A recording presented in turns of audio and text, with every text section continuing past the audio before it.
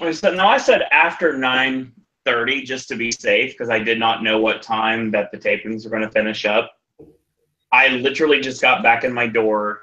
I grabbed a bag of chips and a leftover USA, which of course you can see me do right here on the Popcast Network on Sip and Snack, which is a video that's available right now.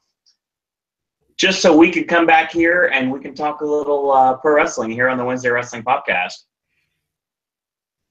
So, welcome to another edition of the Wednesday Wrestling Podcast, exclusively here on the Popcast Network. My name is Owen.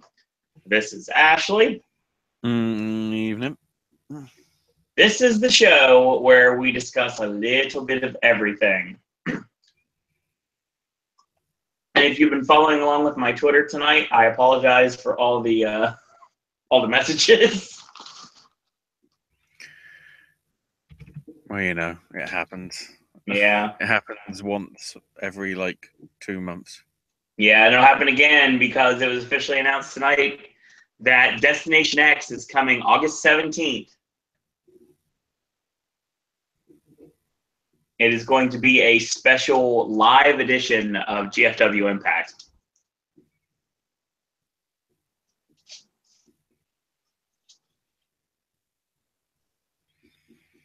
So, we've got Smackdown, 205 Live, NXT, GFW Impact, the tapings from the last 3 days, Ring of Honor, New Japan Pro Wrestling. We're going to be talking about night 2 of the Long Beach G1 USA special, Lucha Underground, What Culture Pro Wrestling, UFC and MMA, and much, much more tonight here on the Wednesday Wrestling Podcast. Apparently. Ashley, what happened on Smackdown this week?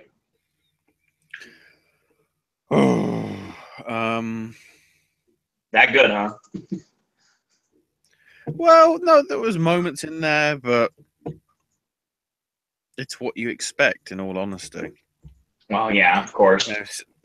Cena obviously did his all patriotic stuff. Today's Independence Day, and what a great day to return. But he's a free agent because if his time in the WWE is limited, he's going down in a blaze of glory. Cue Rusev. He's still alive. It's about time. He says to Cena, "You don't work hard.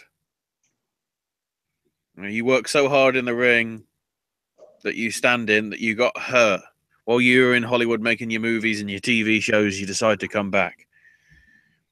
We've seen for 2 months that you're coming back tonight. I was rehabbing my shoulder and wondering, where are my comeback commercials? I deserve it.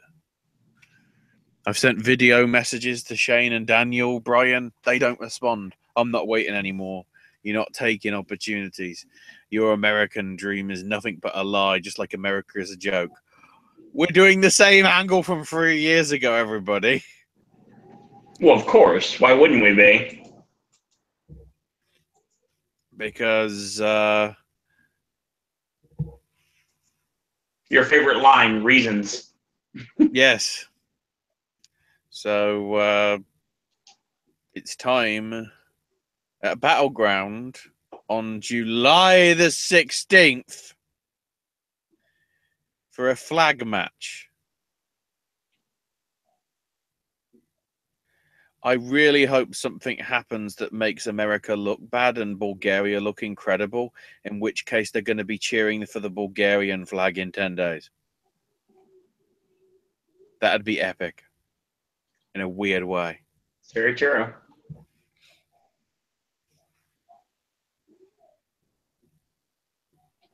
So Chad Gable comes in, but it's shrugged off by Brian because of AJ.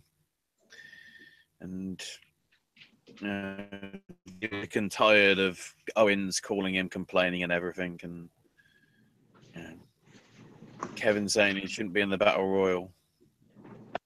But so they're going to have a match between Gable and AJ and a win and you're in match. because neither of them apparently should be in the thing. So one of them's definitely going to be in. Unsurprising spoilers, AJ wins. But I will say Gable did pretty good.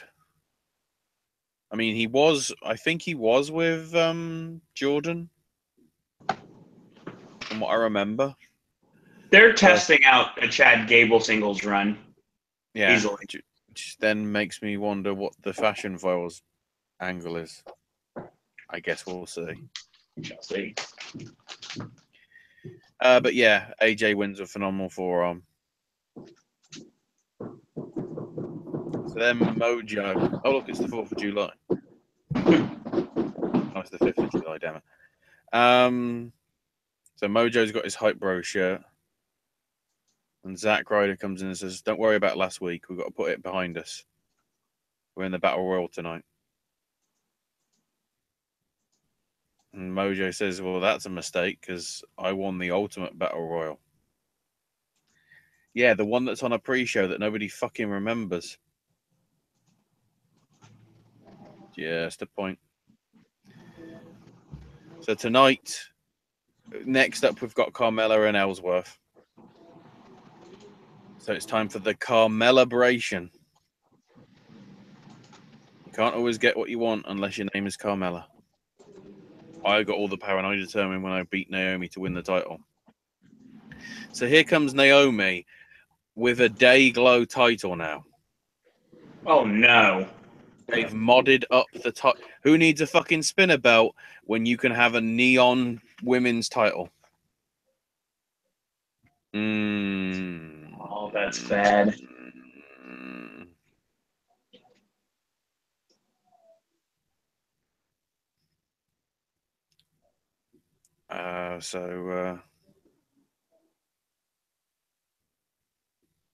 They do some back and forth, and then Brian comes out because bloody Ellsworth is just mouthing off and everything. And Daniel bars him from the arena once again. And, he says, well, I got back in last week. And so Daniel goes, yeah, you fined $10,000. Oh, and also don't expect a paycheck for the next 30 days because you're suspended. And if you break any rules, Carmella loses the briefcase. So I guess we won't be seeing Ellsworth for the next month. Oh, that's a shame. Which just so happens means it's just in time for SummerSlam. Of course. I think something's happening there, ladies and gentlemen. So then it's Lana versus Naomi. Lana kicks her, rolls her through into the submission. Lana taps. Literally that quick. What's the point to this, seriously? This is, as King Ross pointed out today, I think this is further punishment on her for doing the whole marriage thing for Rusev and ruining the awesome storyline with her and him and Ziggler and Summer Rae, which was absolutely shit, in all honesty.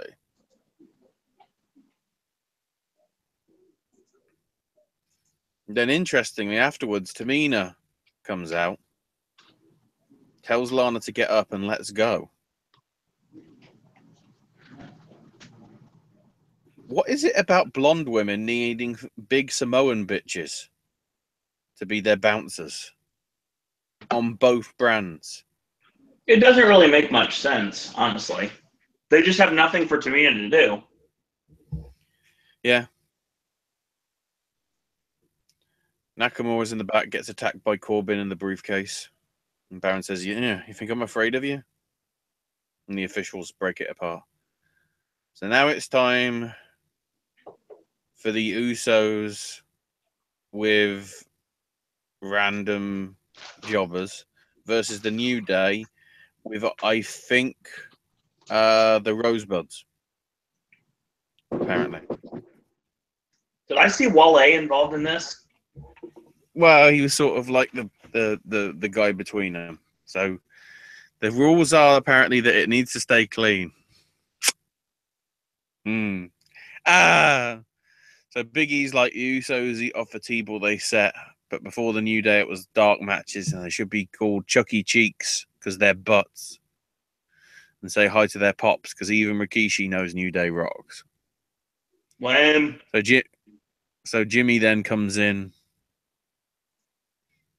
and goes, New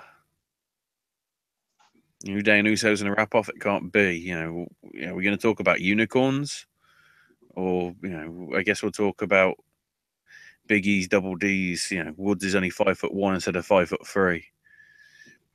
Big E's so predictable because they know about his pops. What about your pops?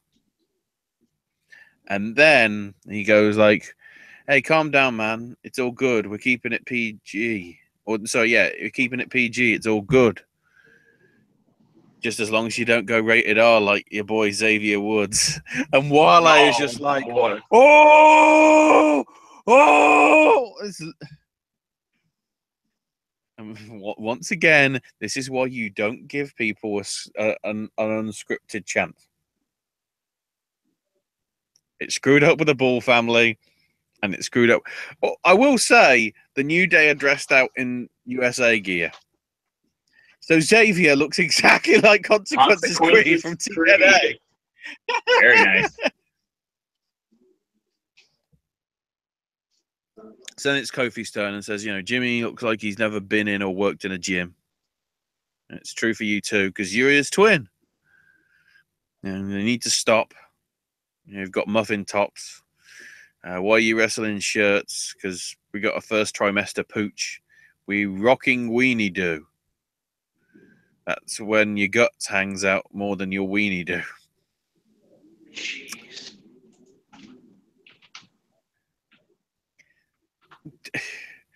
So then Jay went, Kofi was Jamaican, but Jimmy said he was Jafakin. They're giving Jamaicans a bad name. If Ron Simmons was here, he'd say, damn. If they want to win tonight, they need a fourth New Day member. So as it stands, the heels are winning. So then Xavier says, the New Day always say dress for the job you want, not the job you already have. We look like $1 million. The Usos look like divorced dads. Jimmy was nothing until his wife put him on Total Divas. He used to wear face paint and bright colors. You saw the New Day coming on the horizon. You should just go back to what you did best, carrying bags for Roman.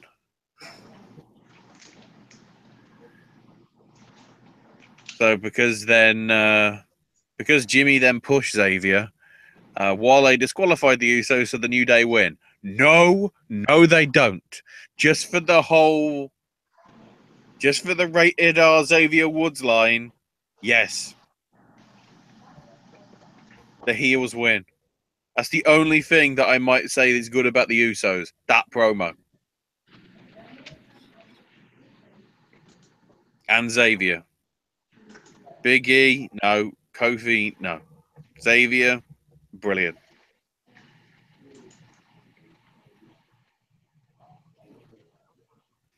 So Randy Orton's walking in the back.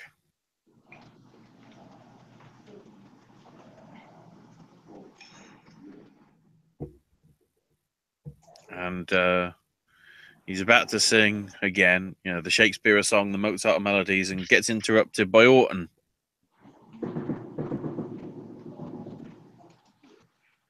And Aiden's like, have you finished interrupting me? And afterwards, he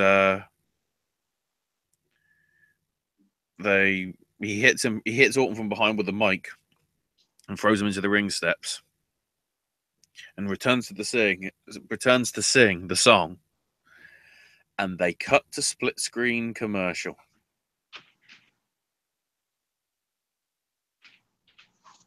So you can't hear him sing thanks to Kevin Dunn.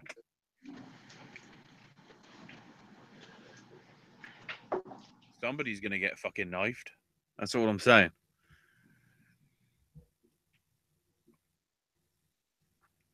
The really interesting bit, though, is Aiden English actually gets the win because Orton uses the ring steps and uses them.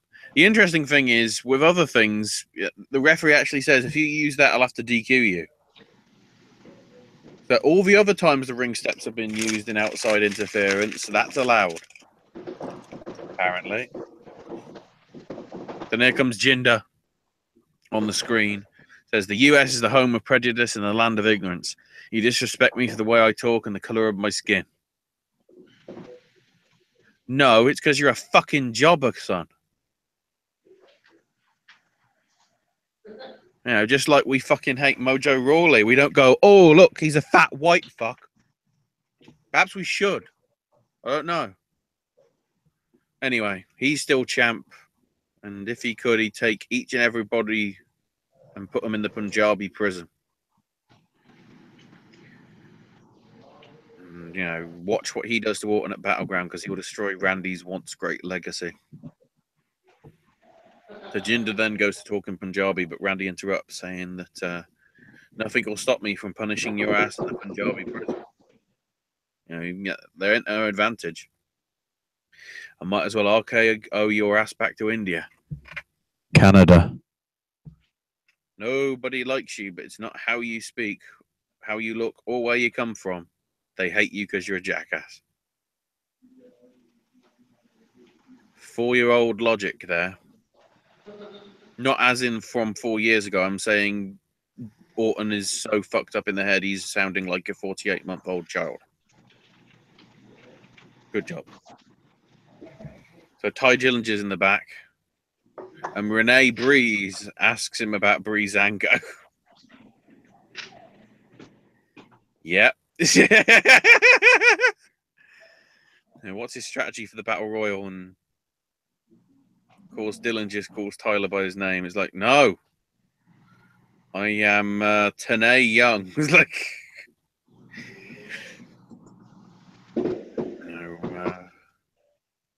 who knows what would happen if Fandango and Tyler Breeze had to face each other. And then he goes off, and Fandango comes in and says, I think he's onto us, Tyler. And Tyler goes, look, he didn't know it was us.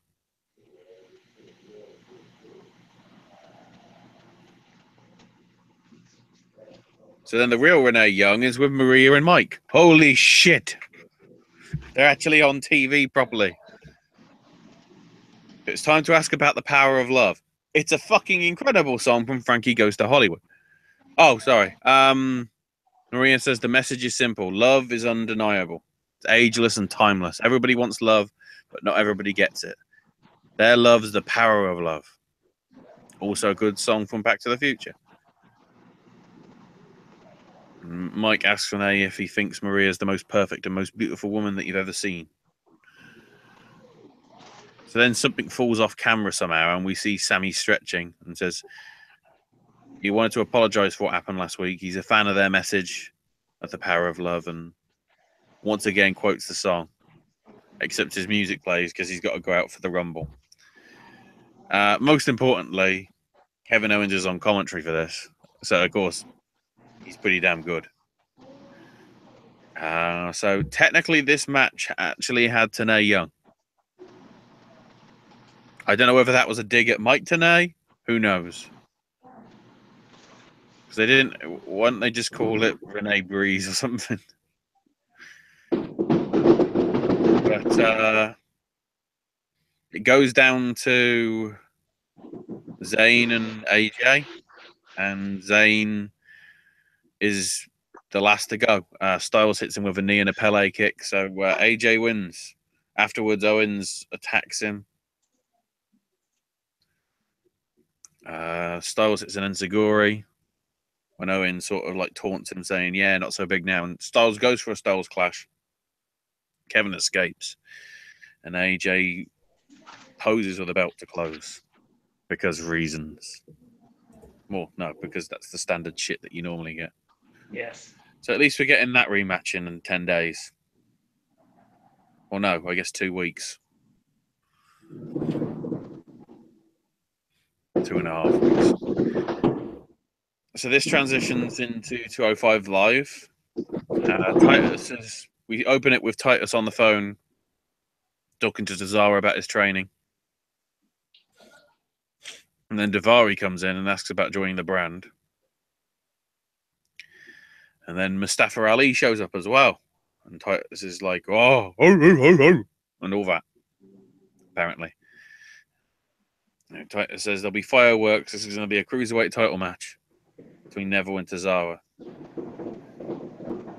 And he does the usual power of Tozawa thing, and he's beyond the Neville level and all that.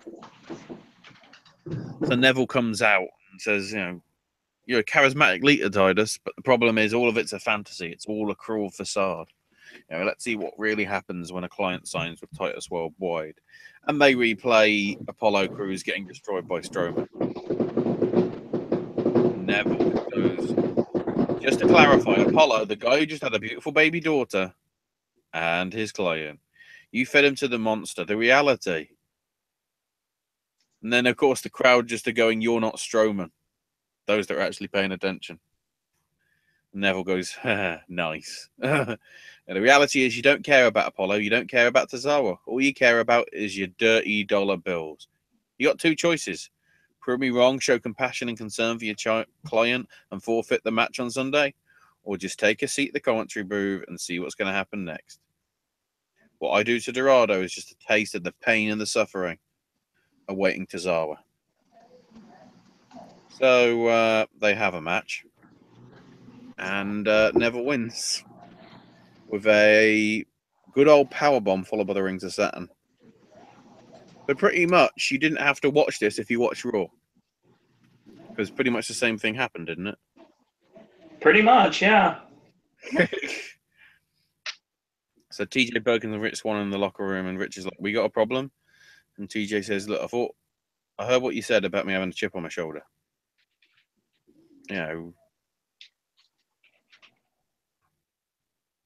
You were looking to beat me in the Cruiserweight tournament. No, I just want friendly competition. And it's like, I guess they're having a match later. So then we get Tony Nese versus Jack Gallagher in a follow-up from last week's stuff. And interestingly, so Gallagher gets tripped to the floor. Not too bad a match, this, actually. He gets to the floor, but then Nese goes for a double jump moonsault, but lands awkwardly, and Nese is like, oh, I'm hurt, honest, and Gallagher doesn't fall for it, gives him a headbutt, running drop kick, and he wins. And then photos of the UK start showing up on the screen with a history of Great Britain. And Kendrick appears on Matron and talks about not so Great Britain and mentions the battles of Lexington and Concord when the British tried to seize what was ours. Just like when Gallagher tried to take the Cruiserweight title. The Battle of Saratoga and the surrender of Yorktown. Jack will surrender to me. You claim to love America and be our ally just like the British do today, but I see through it. I won't stop until I rid you of 205 Live of the scourge that is Jack Gallagher. So he's being patriotic and a heel on Independence Day. Great fucking angle, not? More shit with Alexander Dar and Fox. Because Dar's checked out by the medical staff. And as long as he keeps his neck iced, he'll be fine. It's like, it's good to have you back, Alicia. Been the most painful month of my life, and I'm going after the Cruiserweight title, and Alicia asks about Cedric. And Noam says, that's all over, that's finished. And Alicia goes, nope. He's a bastard and all that sort of stuff. And it'll be finished when Cedric quits 205 Live. Jesus Christ. Can this ever fucking end? And then we get a damn good match between Rich Swann and TJP. The finish coming with loads of pinfall attempts, but Perkins hits a crucifix, but Swann counters it and rolls through and gets the 3 count. And then afterwards, they shake hands and hug. So I guess TJP's back on the light side. What a great heel turn that was, eh? Eh? Eh? No comment. And in terms of main event, because I didn't mention it on Monday, because obviously you were knackered. Main event features Rich Swann beating Daivari and Kalisto beating Scott Dawson with a roll-up. Because fuck you. Right, that's your mainstream well, I say mainstream. 205 Live is nothing but indie. Because nobody watches it. Ooh. See, I can do a walleye thing on my own. Next up is... Remember the schedule. The next thing up is actually going to be Impact. I never remember the schedule. You just need to, I've got all these notes in front. I've got 5,000 shows in front of me. I get very distracted. So this is the final show from India, building up to all the Slammiversary stuff that we had on Sunday. So there's a contract signing, pretty much with all of them, and rather than being a whole thing, it was just edited into a video package. And they were about to sort of brawl, and Pritchard just goes, okay, later tonight, Congo Kong, Davey Richards, EC3, and Lashley versus Alberto, Storm, Edwards, and Shearer. So Congo Kong is on the streets of Mumbai. That's all it is. Matthews taunting Borash about the pay-per-view match. Then we get Low-Key and Trevor Lee versus Sanjay Dutt and Matt Sydal. Pretty good match. The crowd were into it, but then again, they got paid to be there. Owen didn't. So they're going to be overly cheery. The thing is, they didn't get a fucking owl scowling at them. If you have a look at a gif of that owl when it comes in and the shot they do of it, the owl is like, What the fuck am I doing here? This is a fucking waste of time. love that. Sydal hits the shooting star press and pins Lee to get the win for the team. Then they've got the D'Angelo Williams training video. Then Eli and Adonis are walking the streets of Mumbai. I guess we have to establish this to make sure that people don't think they're just randomly somewhere. So now it's time for Drake and Adonis versus the Mumbai Cat. Yeah, because Rinka King is alive and well. Drake wins with the air raid crash on one of them. Who knows? The gravy train. So then we've got the Mumbai street fight between Swoggle and Spud with a midget referee,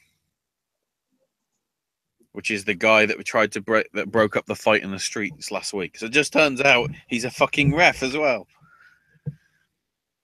So as Swoggle makes his way to the ring, Spud attacks him. Swoggle throws the holy sort of powder. That's holy with an I, by the way. Powder that they use for, I think it's holy, one of the Indian festival things. Throws powder in his face. Swoggle throws nuts at Spud's. Spud hits Swoggle with a trash can. Then we got tables, trash can lids. Spud teases using the table. Swoggle bites his hand and goes after him. Spud gets a mic and monologues, saying, "Oh, you deserve all this. Everybody hates me, and I meant to pull your pants down." The referee tries to stop it, so Spud shoves the ref down, and the ref shoves him back. So Spud pulls the ref's pants off.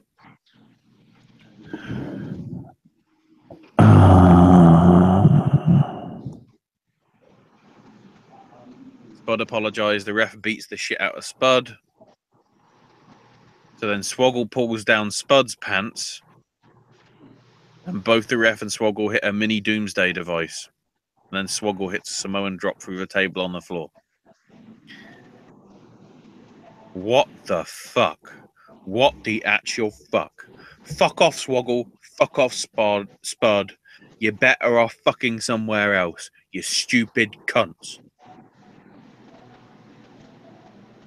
That's what, think about it. Rockstar Spud. I keep saying it every week. Rockstar Spud won the bloody, what was it? British boot camp. Right. He beat Party Marty Skull. Think what position Spud could have been in. Spud could have been part of the Bullet Club.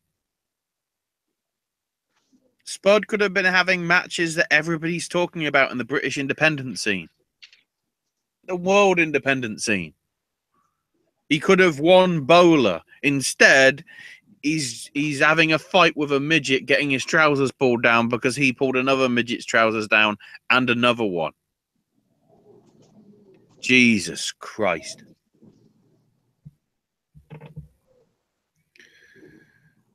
So here's the tie-in to everything that making sense, Owen said, because Borash and Park talk, and Borash says, find your inner monster, and gives him an Abyss action figure. Probably because Shop Impact is probably getting rid of the shit desperately, because it's all got TNA branding on it. So then it's time for KM, Laurel, and Sienna versus Braxton, Ali, and Rosemary. Okay. Really? It did the build up for the Sienna Rosemary match. And Ali hit the code breaker on Sienna and Rosemary hit Red Wedding on Van Ness. I guess that's pretty much it. Joseph now looking for his inner monster again, and this time he's got Janice and crushes a Scott Steiner action figure with it. Why didn't we see Janice at the pay-per-view? Damn it. I'm kind of surprised. So then we got the main event, the 8-man tag, which was pretty good main event, built up all the matches. The finish came with Shira and Alberto putting Congo Kong in the tree of Joey Matthews, is it? Joey Lawrence. Joey Lawrence. Except you can't really do that with a big fucker like Congo Kong. But Patron double stomps him and pins him. So yeah, that's a thing. And that's Impact. So in terms of what's coming up, Jesus Christ. I'm very upset I was not able to be at some of these shows. So with the Monday one, the big thing coming out is Gail Kim basically is retiring by the end of the year because she's Manami Toyota. No, she isn't. Manami Toyota is much fucking important. Much more fucking important. And LAX are desperate for Alberta. That's the main stuff that came out of it, from what I remember. And it turns out the reason Pritchard wasn't there on Sunday is because there was a family issue. Of course, because it's a family issue, we're bringing it into fucking storyline. Jesus. So from the stuff that I know you attended and the man on Twitter that is Jacob Cohen, you both went to last night and tonight. So I didn't go last night. Didn't you? I was definitely ill last night. Oh shit! So you missed out. Yes. So on Explosion, they decided to randomly have Everett versus Ishimori. Okay. Yep. So Alberto comes out and says, I'm not joining LAX, and I'm going. He's leaving the AAA thing open. And Conan says we can start a Latin revolution, and Alberto rejects it, and LAX attacks him. And then Lashley makes the save. Okay. So it's Moose versus Marufuji. God, that might be a good match.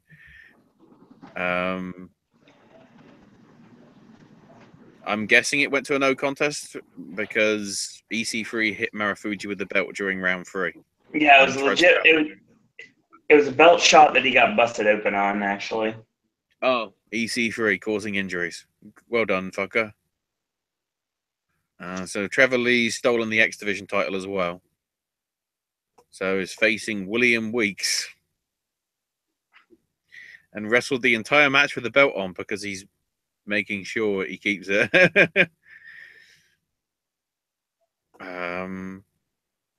So then the other big angle is here's Grado. And he's got flowers and champagne for Laurel Van Ness.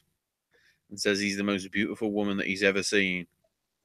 And wants to go out and eat some food, get some drinks, and watch some movies. And perhaps even Netflix and chill. So then here comes Congo Kong. To scare the fuck out of both Park.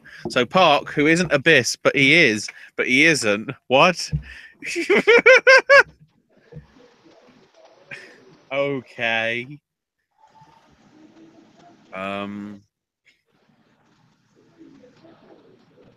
So Lashley and Alberto beat LAX, and LAX attack Alberto afterwards, and Lashley's just like, fuck off. Great job. Drago beat Sammy Guevara to progress in the tournament. And apparently they're also doing Seidel versus Loki versus Hio del Fantasma. I approve. Sienna beat Amber Nova. Trying to remember who the fuck Amber Nova is. Another I Believe in Wrestling talent. For them. So Sienna comes on the mic, said, I did what I said I'd do, and Karen didn't believe in me, and she wants Karen to say she's the best champ ever. And then Ali comes out and attacks Sienna with a kendo stick. Here comes Laurel, here comes Rosemary, here comes Gail Kim. So it's going to be a last knockout standing match between Rosemary and Sienna. Oh, shit. Now GFW stealing ideas from NXT. It's getting that bad, everybody. Now, here's the confusing one. We get Idris Abraham, Trevor Lee, and Demas 316 versus Garza Jr., Laredo Kid, and Octagon Cito. This is complicated because Octagon is trying to sort of take AAA to court over using the Octagon name because it's his. Sort of similar to, and I might as well mention it here because we're talking about Mexican stuff at the same time. Apparently, there are rogue La Sombras randomly showing up on CMLL shows.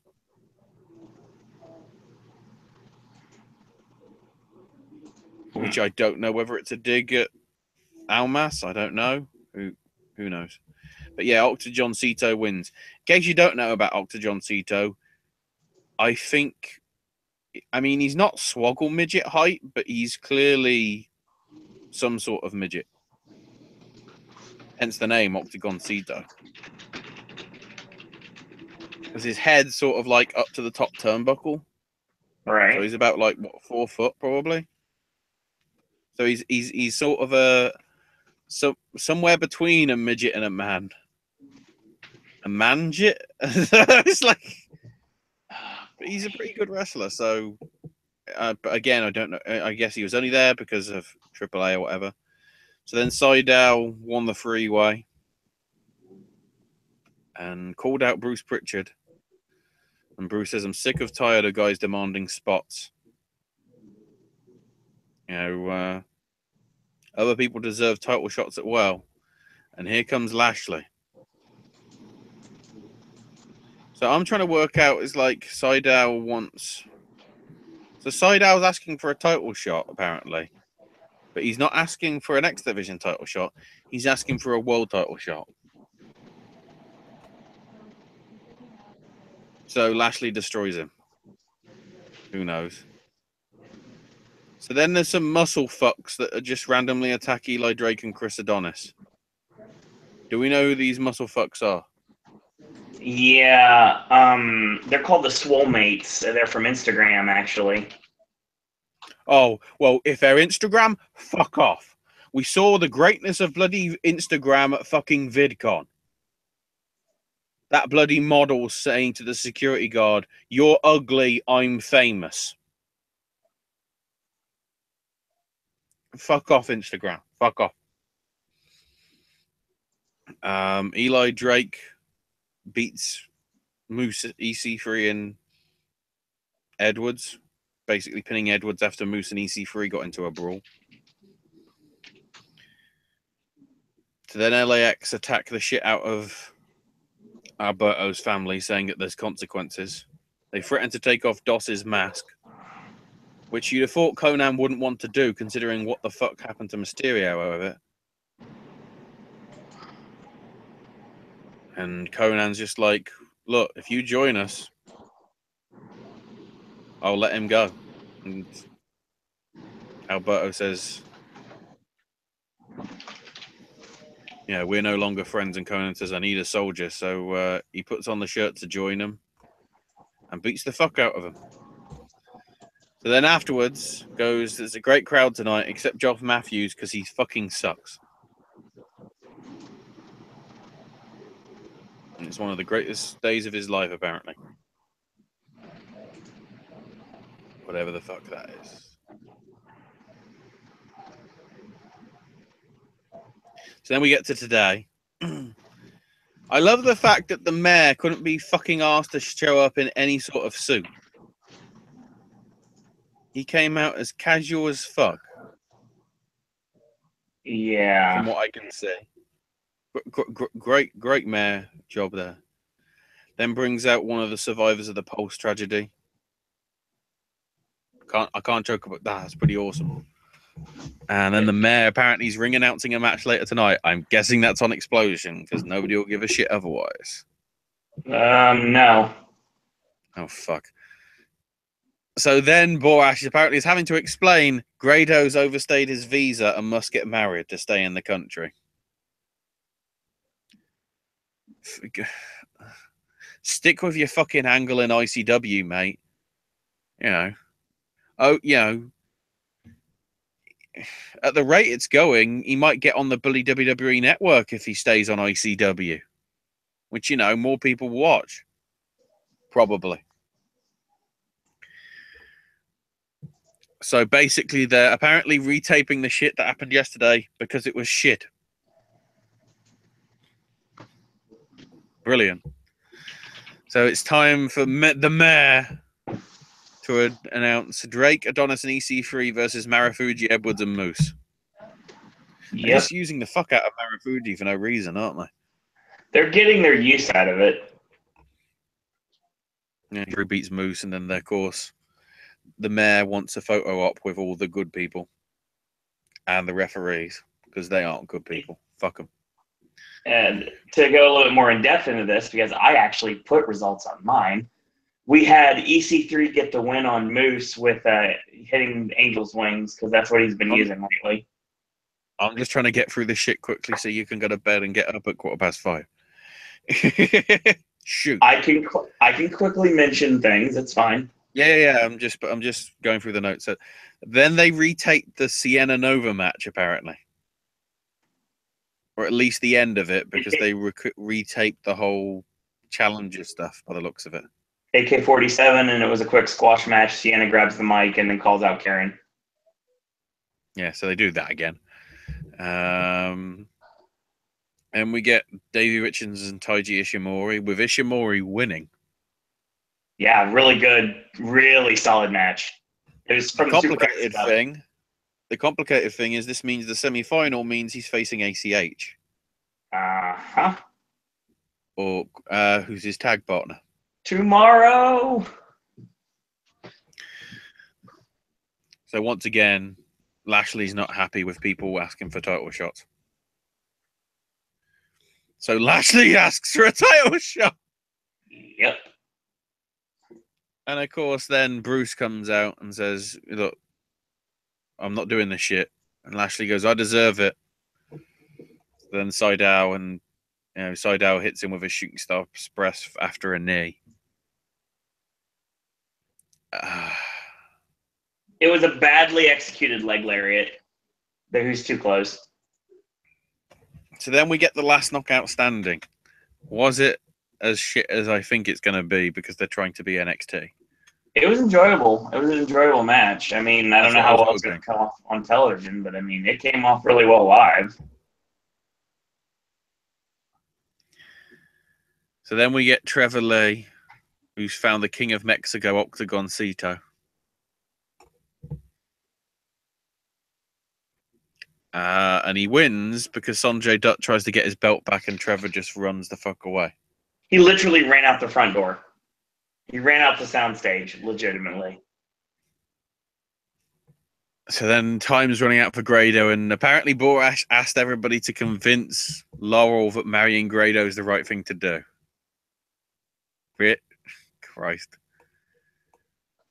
So Grado proposes. Yep. And from the notes I've got here, Braxton Sutter comes out and brings Ali to the back for no reason.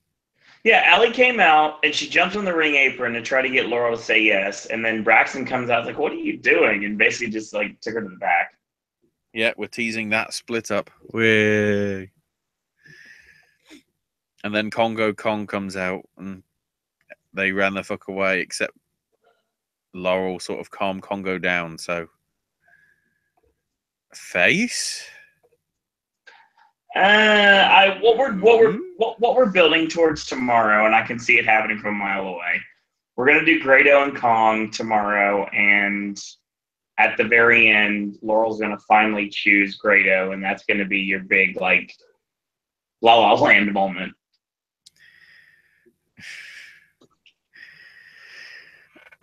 Who's on the fucking writing? Scott D'Amore. Please do some sort of La La Land parody. Please. Just oh my God, we said please it. Just randomly do that. Except rather than do it, I don't know. What's the nickname for bloody Orlando? No, we really don't have one. I will say right now. Land? Oh God, I will say Grado's tux is like Jim Carrey in Dumb and Dumber.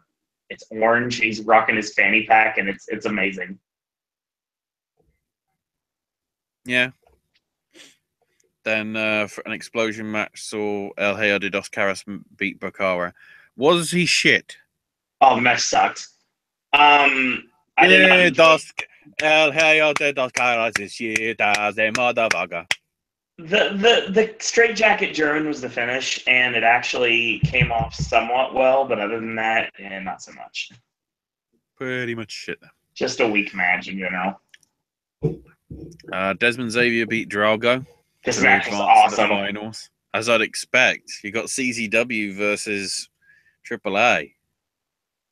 Yeah, this match was amazing. A lot of great back and forth match. A lot of good believable false finishes if you thought the match was over. Crowd was really into both men. And after Desmond won the match, Drago got a good reaction from the crowd. So hopefully we'll see more of him tomorrow.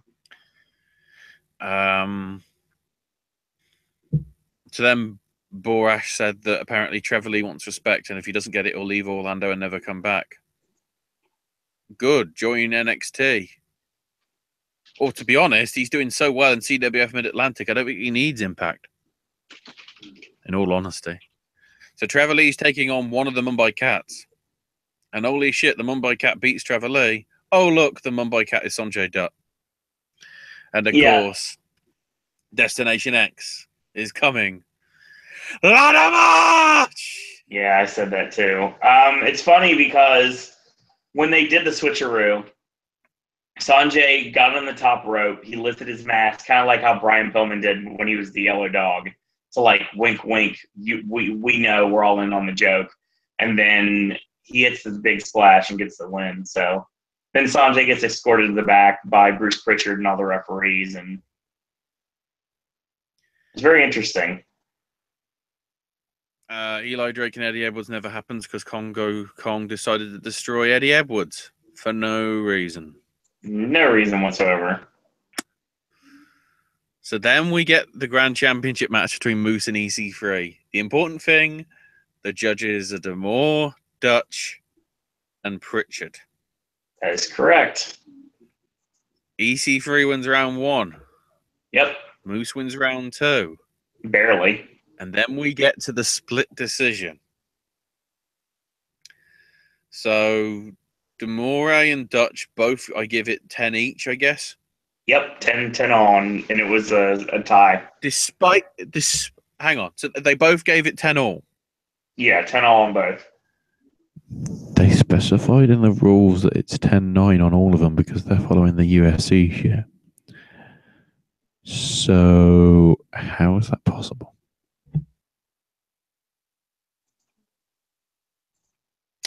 Either way, in fact, that makes it even more suspicious because Pritchard scores it 10-8 to EC3. And EC3 wins. You see what's happening here, don't you? It's like I told Joe tonight, because Joe actually showed up in the building to watch the show. I think that they're going to try to build the Grand Championship in the meantime. No. The storyline. We now know why Pritchard wasn't there That at makes sense. Slammiversary. EC3 probably murdered him or scared the fuck out of him. And these intimidation tactics have resulted in EC3 getting his way. That's going to be your storyline down to Bound for Glory, probably. Maybe. If it goes that far. So now it's time for the main event, Alberto versus LAX in the gauntlet match. This sucks. The great thing is Alberto destroyed Homicide in about 10 seconds, apparently. Yeah, he knocks him down, he hits a frog splash, and beats Homicide quickly. I seriously think Homicide's not allowed to do a full match. Yeah, Hernandez was. Oh, boy. There are rumors, apparently, that the big guy for LAX is going to be Eddie Kingston because, he's Mexican. It does make sense, obviously, with the tie-in from the Indies that it would be Eddie Kingston. Oh, yeah. When has Impact and Sense happened quite a lot of the time? Not really. He beat Ortiz and then beat Santana by DQ because everybody beat the shit out of him. Yep. Dos Caras and the Veterans of War to make this. Fucking hell. Yeah, I don't know. I don't get that. I don't know why.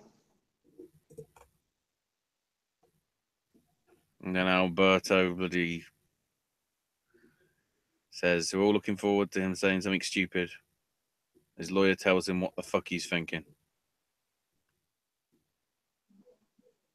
So the great thing is they're doing all this, and apparently they're playing his music as if to try and shut him up. They were literally trying to drown him out. I'm not even kidding. They're literally trying to fucking Oscars him. They're literally trying to Oscars him. They were Jurassic Parking him. So basically, I think the reason most people go is for Alberto to just keep saying fuck all the time at the end of a show. They don't go for the wrestling. They just want to go Alberto to go fuck, fuck, fuck, and everything. That's all we know so far. Apparently. One last night of tapings tomorrow night. We'll get those results to you guys on next Wednesday. In terms of the news for that stuff, if I can scroll down, that's too far. Oh, before you go into the news, I don't know if this builds into it or not. Jesse Sorensen was seen in the back, so apparently Jesse Sorensen might be returning to Impact. Holy shit. Some people were saying D'Angelo only had 3 days of training. Yeah, that's what I'm saying. But he's said to ESPN that it was a one-time deal and he wants to continue playing in the NFL. I don't know whether he'll be treated seriously anymore. That's my main issue with that. So I don't know whether that's happening. Rumor has it about names that could potentially debut during tomorrow's show. Alex Riley, Ryback, and Jack Swagger. Ooh. Don't know why I said it like that. No idea if that's going to be the case, but that's been the rumors that's been going around. I'm trying to find the fucking story that I had. Oh, there it is. Just making sure I had it in my notes for later on. Also, that Destination X thing is going to be a As Live one, from what I remember. Yeah, it's a live Impact. Well, As Live, because it's not going to be live, is it? And It'll be about as also, live as it's going to be. the big reveal. All the fucking TV tapings that Global Force did 2 years ago are going to be part of the pay-per-view shit. Yep. Starting, I think, August. Is it August 11th? No, July 11th. So actually August 11th. So basically, it'll be August, September, October, and November. So they don't have to tape any one night only stuff at least until Bound for Glory time. I'd have thought. So I'm trying to think who the hell was in that company at 2015 that wouldn't be.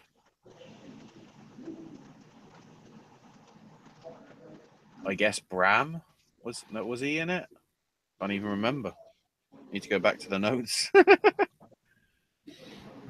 I think that's everything Impact related that we know of so far. So next up, Lucha Underground, entitled Left 4 Dead, not to be associated with the awesome video game because this was sort of average. So we randomly show Dante Fox running through Boyle Heights, and he's getting flashbacks to his time in Afghanistan when he was sort of left for dead, apparently. Zero Dark 30 style by the terrorists until the American troop came in to save the day. And then he sees a flashback of like Kill Shot, like doing the whole Bullet Club bang thing off one of the roofs nearby. My interesting thing is, wow. Apparently, they're treating gay people with respect in the U.S. military. Not to go political or anything, but you know, it's widely well known that Fox is gay. So doing that angle and showing it like that, I was like, well, considering all the horror stories I hear of basically hazing and all that stuff within the US military, I'm sort of amazed that they're doing it. But I guess this is fantasy wrestling.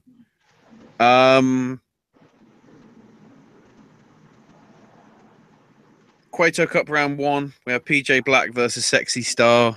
Okay match. The problem that hurts it is the end, because Taya shows up as a distraction. So PJ pulls out some brass knucks, goes to use them, but they fall out of his hand because Sexy Star avoids it. She grabs the knucks, hits PJ with them. Only this time, the referee saw it because he wasn't distracted by Taya and calls for the DQ. Yep. They did a DQ, despite all the other shit that's happened and everything. They're doing it as a DQ. Because reasons. And all that stuff.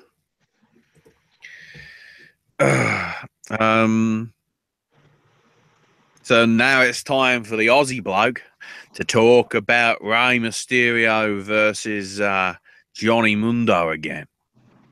And then they go to commercial. It's like, you wasted all that time for just fucking talk? God almighty. So then we get Son of Havoc versus Son of Madness. Pretty decent. Havoc getting the win with a roll-up, but then getting attacked afterwards, and Madness took away Havoc's jacket. He's been thrown out the gang because he's not truly a gang member. By the way, if you look at most of the stuff, the other stuff that he does on the rest of the tapings, looks like shit. Sorry, Johnny Goodtime, but you're better than this.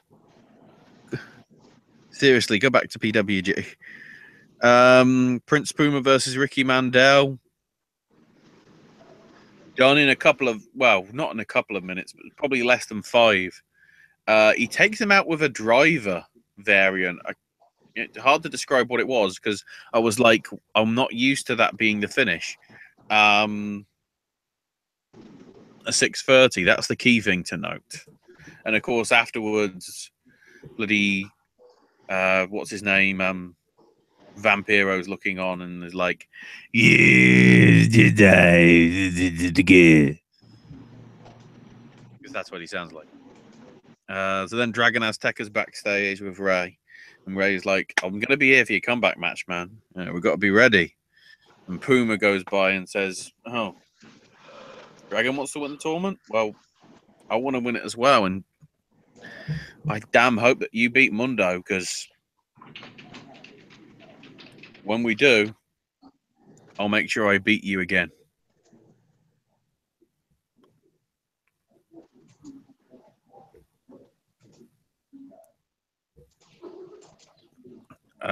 So they then tease next week because we're getting into the second round. Next week, we're going to be having Paul London versus Mil Muertes, Haya versus Jeremiah Crane, and Marty the Moth versus Phoenix. Very interesting. So then we get Fox versus Azteca Jr. Really good match. Until Ray decides to actually check on Dragon Azteca because he appears to be injured again. And then the entire Worldwide Underground, bloody Mandel, Jack Evans, PJ, and Taya all run out to attack Rey Mysterio. Because we need to build for that. Which, from what I can tell, if we're doing the matches schedule as they are, that match isn't for another 5 weeks. Christ. Anyway, Fox wins with a Fox catcher. And Bagel Bite! I would play Roundabout, but nothing happened at the end. So this is the official boycott. Unless they do good shit at the end, I'm not playing it. So there you go. Done. Okay, we're going to move on to WCPW. I will say I know the results from the Germany stuff, but in respect to WCPW not wanting the results coming out, all I would say is they did actually make some last-minute adjustments to the card as well. So the match between Cash Money Erkin and Crazy Sexy Mike didn't happen. Instead, it was Crazy Money Erkin versus Rambo. And it wasn't Damak versus Tarkan Aslan. Instead, it was Damak versus Kem Kaplan. So 2 of the guys got replaced. Pretty last minute. Wow. I don't know when that's getting put up on the YouTube. I don't know if it's this week or next week. I don't know whether I should probably check YouTube in case they suddenly put up a video in the last few hours saying this Sunday. Or, sorry, this Friday. Doesn't look like it. Oh, I see my face. Oh, wait, it's on this show that's live. I'm confused. Back to my notes. So they have revealed the brackets for the Japanese qualifiers this Friday. So it's going to be, again, there's been some changes here. El Desperado's gone, apparently. He's not in it. I'm trying to think why, because he has got, from what I remember, nothing to do for the next few weeks, because the G1 finals show, I think, will have him challenging Kushida. So I don't know what that's about. Either way, the brackets are on the top half. It's going to be Kushida versus Sho Tanaka of the Tempura Boys. And also on that side of the bracket, Tiger Mask versus Bushi. I've got a feeling Kushida Bushi is probably going to be the final for that half. It should be good. And then the other one, so although Desperado isn't in it, the guy that is now in it is bloody Hiromu Takahashi. And apparently the bloody cat's called Daryl. We now know the name of that stuffed kitty. It's called Daryl. So Hiromu and Daryl will be taking on Yohei Komatsu, the winner of which, and this is probably the pick of the first round matches, take on Taguchi or Liger. And either way, Taguchi Takahashi's going to be good. Liger Takahashi's going to be good. Sorry, Komatsu, but if you win, that's a big upset. In terms of the other stuff, they haven't announced anything yet. In terms of either brackets for the July 21st American qualifiers or any more participants or brackets for the rest of the world qualifiers on the 22nd. So that's your WCPW section. Done and dusted. UFC. So we better get into the news first before we get to the weekend's double header, if you will. So going in chronological order from late last week, Dana White said that if Conor does want to face Khabib Nurmagomedov, Conor wants to face Khabib in Russia, apparently, after the boxing match. That's, of course, if Khabib beats Tony Ferguson in a match that seems to be happening now. White's also, in the same interview, said that he's unhappy with Demetrius turning down the fight against Dillashaw, but he can get Ray Borg next if that's what he wants. But if it doesn't go well, Dana doesn't want him complaining to him.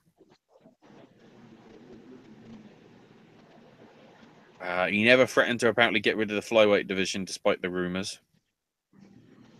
But getting rid of it was considered a couple of years ago, until Demetrius came along, and then they went, "Oh shit, we can make money here." Michael Chiesa officially appealed his loss to Kevin Lee, due for the referee stopping the fight before he tapped out or passed out. So Dana White's Tuesday night contenders thing, I won't go through. We'll just cover the results next week. Apparently, one of the alternative commentary options will be having Uriah Faber alongside Snoop Dogg. Because reasons. Nate Diaz missed his third drug test by not being where he said he'd be again. So he's been suspended because he missed the tests. Great job.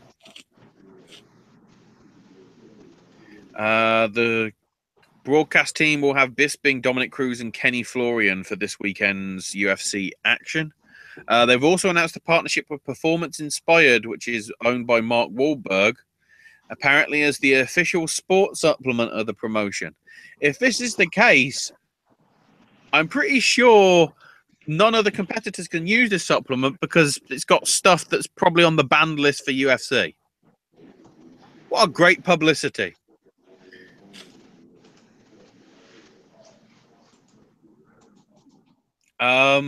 So Donald Cerrone versus Robbie Lawler has now been moved to the UFC 214 show at the end of the month, and says that the card's ridiculous, which in all essence it is, because on top of that, which seems to be it's going to be on the Fox Sports 1 show, the prelims.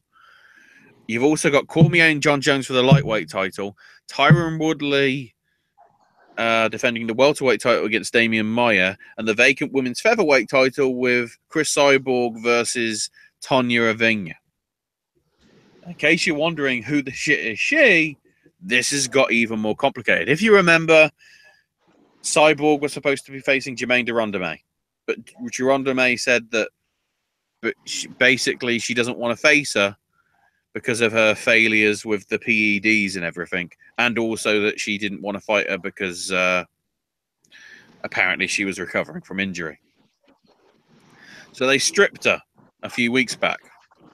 So then they booked her against Megan Anderson, who's currently the Invicta featherweight champ, who was supposed to be fighting, I think, within the next couple of weeks. So then they had to change that to be for the interim featherweight title in Invicta. Only Megan Anderson has now pulled out, apparently due to personal reasons. So that's why the bantamweight champion from Invicta, Tonya Avinya's come in. What the actual fuck? What the actual fuck? That's all I need to say. Complicated as shit. Overeem wants to challenge Stipe Miocic for the title after this weekend's match. That's, of course, if he wins. Also, Gabby Garcia will be having MMA fights twice within 23 days in Japan. I guess for 2 different promotions. That's a bit crazy. Some stuff that came out from the MMA Hour on Monday. Chris Weidman noted he was offered a last-minute fight against Anderson Silva for the Brazil show, but turned it down. Cormier said UFC originally offered him Ginny Manoa for the fight, but said that he wanted it to be Jones instead. Also, Damon Martin reported that Jeremy Stevens versus Gilbert Melendez seems to be in the works for the next UFC pay-per-view after 214, which unsurprisingly is 215, up in Canada in early September. Matt Hughes' family's updated his condition, saying he's off a ventilator and showing small signs of improvement. The Mayweather-McGregor promotional tour, I believe it's either this weekend or next week. The promo tour starting at Wembley. I don't know why they're starting here, because, you know, Connor's Irish. So, Weidman lost his appeal of his loss from 210 in terms of somewhat the controversial stuff there and everything. And also Bisping told GSP to man up and call Dana White to make the fight happen. But if he doesn't face St. Pierre, he's willing to fight the interim middleweight title holder, whoever that may be. In a sad bit of news, Aaron Rajman trained with the America Top Team guys and was an MMA fighter. I mean, not of any note that I've heard of. He was shot and killed during a home invasion at the age of only 25 yesterday. So respects out to thoughts and prayers and respects all out to his friends and family and everything. Holly Holm thinks McGregor has a chance against Mayweather, and only those that don't fight think the matchup is a joke. Apparently. Cyborg hopes she'll have a better UFC relationship after Dana White admitted that they'd made mistakes in their handling of her. Because, of course, technically they are in control of Invicta. You know, and they kept trying to bring it in, and Ronda Rousey doesn't want to fight anymore. Speaking of her, 2 suspects were arrested for a robbery at her and Travis Brown's house in April. And also Malky Kawa, who's John Jones' agent and agent for quite a lot of the big MMA fighters, is now representing Demetrius Johnson. Oh, shit. So in terms of this weekend, double header. We start off on Friday night with the Ultimate Fighter Redemption finale coming from the T-Mobile Arena. Being headlined by Michael Johnson versus Justin Goethe. I think that's how it's pronounced.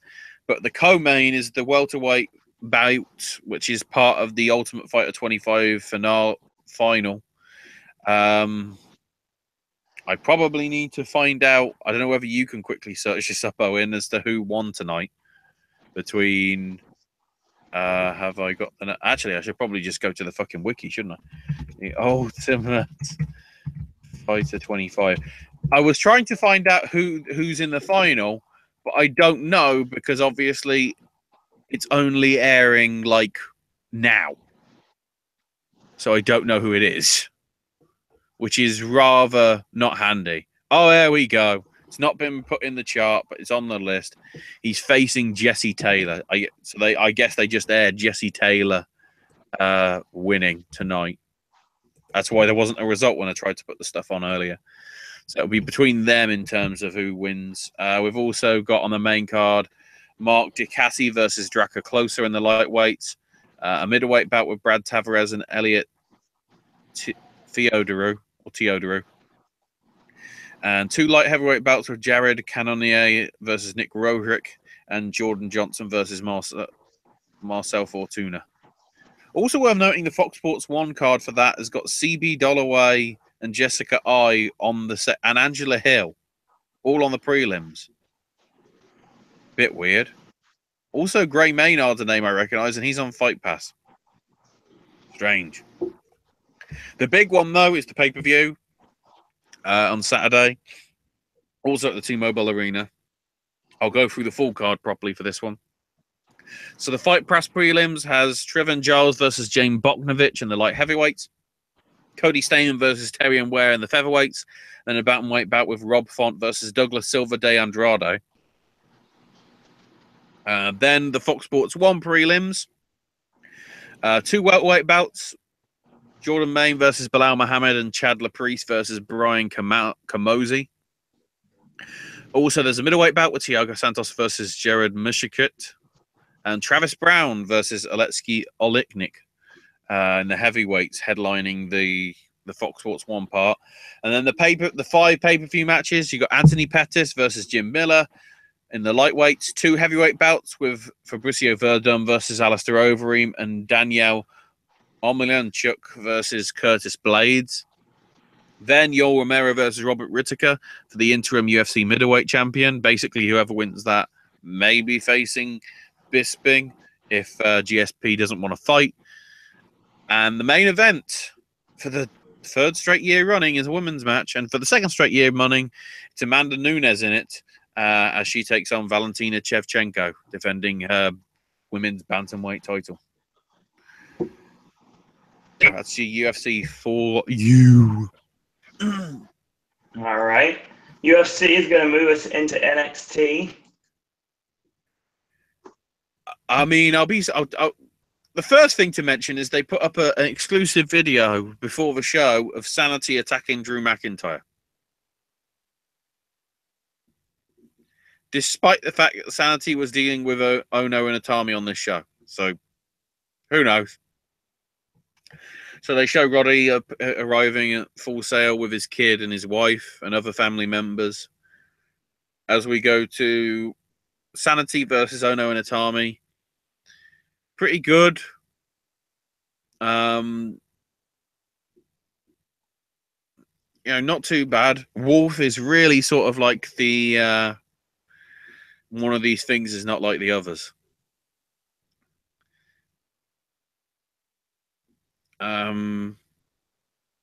So Dane makes a blind tag because Itami goes for the GTS, but it's in the corner, so blind tags him. Hits the GTS on Wolf, but because he's no longer legal, Dane just hits him with a running crossbody and Sanity win. So then media, aka Hands, just randomly in shot are interviewing Ember Moon and says she wants to, beat Asuka and get the champion. And Ruby comes in, I guess, from doing stuff in the ring at the Performance Center and says, no, you've had your shot. Nikki's had her one-on-one shot. I haven't had mine. And Ember says, you know, whoever gets in my way, it won't stop me in getting to Asuka. Because Ruby goes back into the ring to do shit. I don't know. So then they show the last woman standing match highlights. And then Asuka being on social media saying that there's no worthy opponents and that she'll come back when there is one. We want Hojo.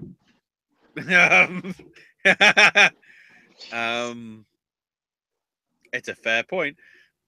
So Drew McIntyre's asked about the title match, but wants to join the NXT champs who've set the world on fire and to lead the industry.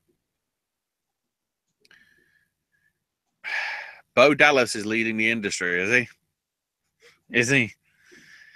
They recapped the Ciampa and Gargano stuff. With Moro on the thing saying, I was there in person and I was shocked as well. I'm pretty sure he wasn't. Mm. So yeah, Gargano will be making his return next week. So then Kayla, dead ass, is interviewing Billie Kay and Peyton Royce, who are basically unhappy because, you know, it was Billy's birthday and nobody did anything for her.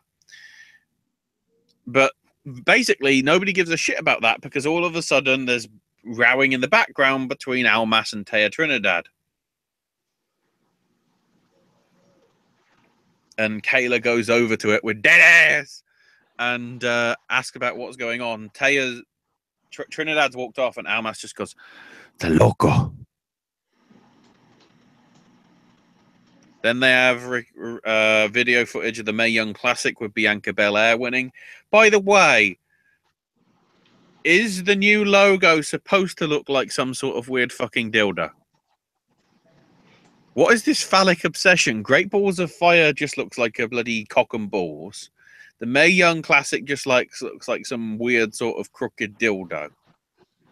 What is this obsession that Vince has with dicks?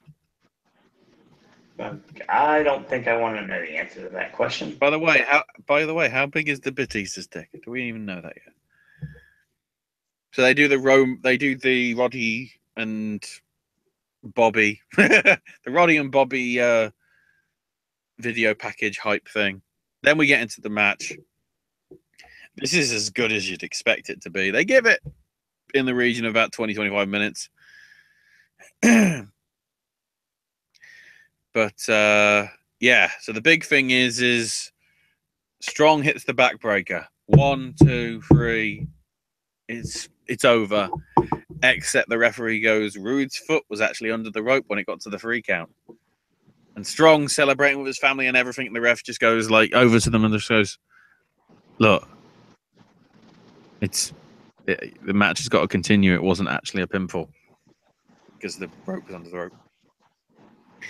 And then Rude basically attacks the Roddy's knee, goes after it, slams Strong right in front of his family, throws him back in the ring. Glorious DDT for a 3rd time because he did hit it a few other times, but Strong kicked out. And Bobby Roode retains. Blows Roddy a kiss as he consoles with his family and they console him. And they're chanting Roddy's name as they finish.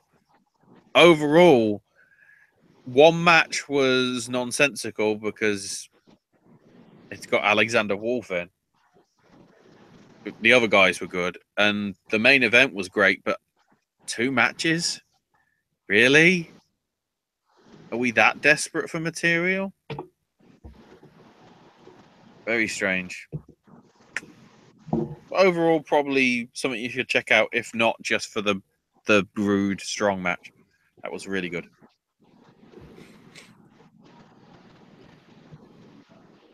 So, where do we move on to now? We are moving on to Ring of Honor. Oh, the ROH stuff.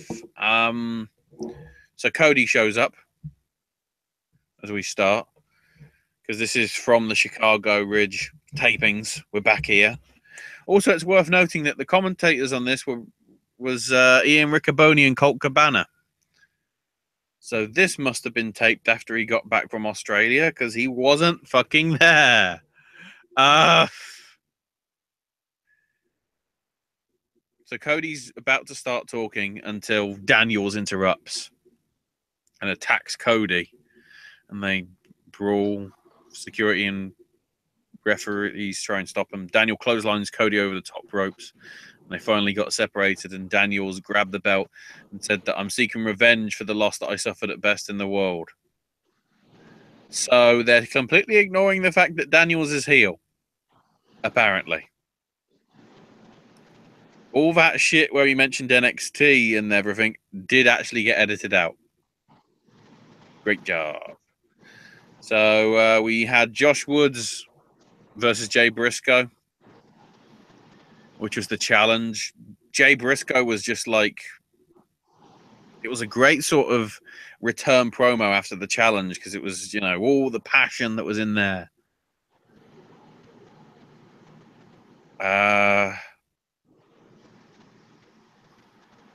The great thing was there wasn't really that much crowd reaction for much of this because Briscoe won with a clothesline rather than his usual sort of Jay Driller stuff. I think the reason why this got hurt, one, because nobody was there, but two, they probably just recorded it on the day and then shot it on the day, so there wasn't any time to really build this up. So either way, Briscoe's being vicious. The heel turn is working. So then they recap Will Ferreira and Cheeseburger's situation. And Ferreira cuts a backstage promo and said he's sick of carrying Cheeseburger and wants to end Cheeseburger's career. Oh, look, like Enzo and Cass. So then we get the... So it was supposed to be the Tempora Boys versus Coast to Coast, but the Young Bucks came out. And you know what? Fuck it. We're making it a triple threat tornado tag match for the titles. So, of course, the crowd actually woke up. Bucks managed to actually hit Stereo Indie Takers because Coast to Coast had the Tempora Boys ready for Stereo Tombstone, so the Bucks just turned it into the Indie Takers. And then super kicked them all and got the double pinfall.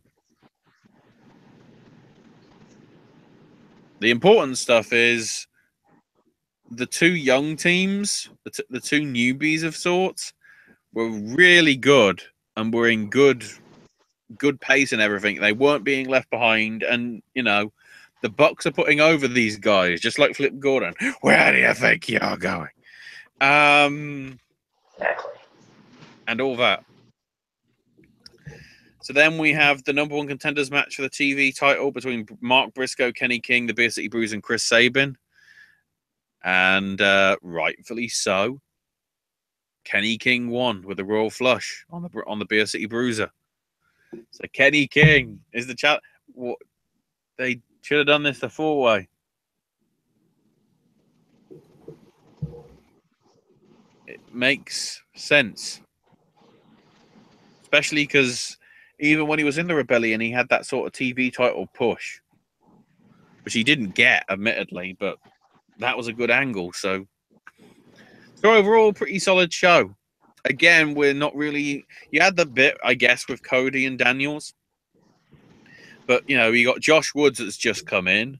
Tempora Boys and Coast to Coast, who are obviously relatively new. And, you know, Kenny King actually getting a chance to shine because he's now no longer part of that stupid fucking stable. Huzzah, hurrah, doobity-doo. That's Ring of Honor. All We ain't right. got any more shows, I think, for like 3 or 4 weeks left. You're correct. Ages. New Japan Pro Wrestling. Right, this is where well, I don't know whether Owens actually had managed to catch any of it. I wanted to, but I had issues with trying to watch it. So it was damn good. Well, yeah. Well, some of the matches were all right. So Kushida, Liger, and Finlay beating Tatsu and the Tempura Boys. This was shit because nobody gives a shit about Yoshi Tatsu. That's the main problem. Other than him, it was a very good match. So then we get Omega beating Lethal. Really good. Try and watch it. Ishii beating Zack Sabre Jr. in the other semifinal. This one, Zack. The highlight for me was Zack had the full-on sort of submission that he does. I can't remember which one it is. With the hands behind the back. The Robinson submission. Yeah. Right. Ishii basically flipped his body over so hard, like a whale, that he flipped so hard that his feet got to the ropes to break the hold. It was like, oh shit. I can't remember what match that interrupted in terms of the. I think it was actually during that decent strap match between EC3. I was just like, fuck it, it's Ishii and Sabre Jr. So the 10-man tag wasn't too bad. With Dragon Lee, Jay White, Juice Robinson, Titan, and Volador Jr. Worth noting that Volador Jr. this time decided to wear a mask because reasons. Beating LIJ of Naito, Hiromu, and Bushi, Evil, and Sanada. Then, I guess the surprise, the Bullet Club beat Bullet Club of Page and the Gorillas beat Elgin and War Machine, with Page getting the pin on one of War Machine. And Page saying, I'm coming for the tag titles. The question is, who's going to team with him? Farley? Yujiro? I mean, that's all that's there. True. So then we had the junior heavyweight tag title match, the Bucks and Roppongi Vice. Holy shit. What a match. The highlight, arguably, was the debut of the Herbert Meltzer driver, which is basically, it was on the outside. I think it was to Romero, from what I remember. They had him up in the tombstone position. Nick jumped in the ring, sort of like springboard style, like up to the second rope and then up to the top, and then did the Meltzer driver flip. So because it was springboard, it's technically different because it was off the turnbuckle, and that was apparently, from what I heard from Dave, the family was crying when they saw it because they didn't expect a tribute like that to their relatives. So that's a nice touch. Although afterwards, Ricochet attacked the Bucks and challenged them to a title match with Taguchi, which I approve of. And then he was randomly shouting out to his boy Dwayne as well, and that he would have got there earlier if it weren't for the pricks in some underground fighting company. So somebody's sick that they can't go to WWE. Yeah. By the way, tonight's Lucha Underground was episode 25. So we got 15 more weeks. So that's what, 4 months? August, September, October. So November. So he won't debut until at least Survivor Series. And if we're going by the 90-day thing, he won't be there until at least February. Also, everything that was broadcast tonight was literally taped a year ago. Fuck. Also worth noting after this, Romero revealed that Trent Beretta's moving up to the heavyweight division. So this was the last night you ever saw Roppongi Vice. So I guess Rocky Romero is looking for a new tag partner. What it appears to be. I mean, Finley possibly. That's a good idea. I'm trying to look. I guess Juice Robinson possibly. Jay White. Ooh, Jay White and Rocky Romero could be good. No, then again, Jay White's Ring of Honor. It's only because he was on this show that I'm thinking, oh, he's there. Who knows? Then we had the Bullet Club of Cody, Fale, and Yujiro beat Okada, Ospreay, and the Briscoes.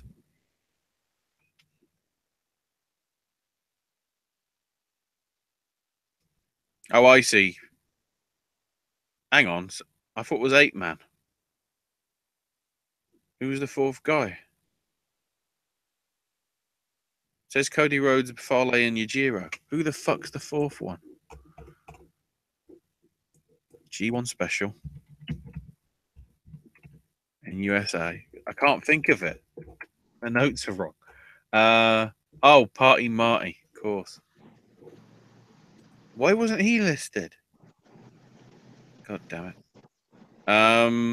That was a pretty good match from what I remember. I can't remember who got the pinfall.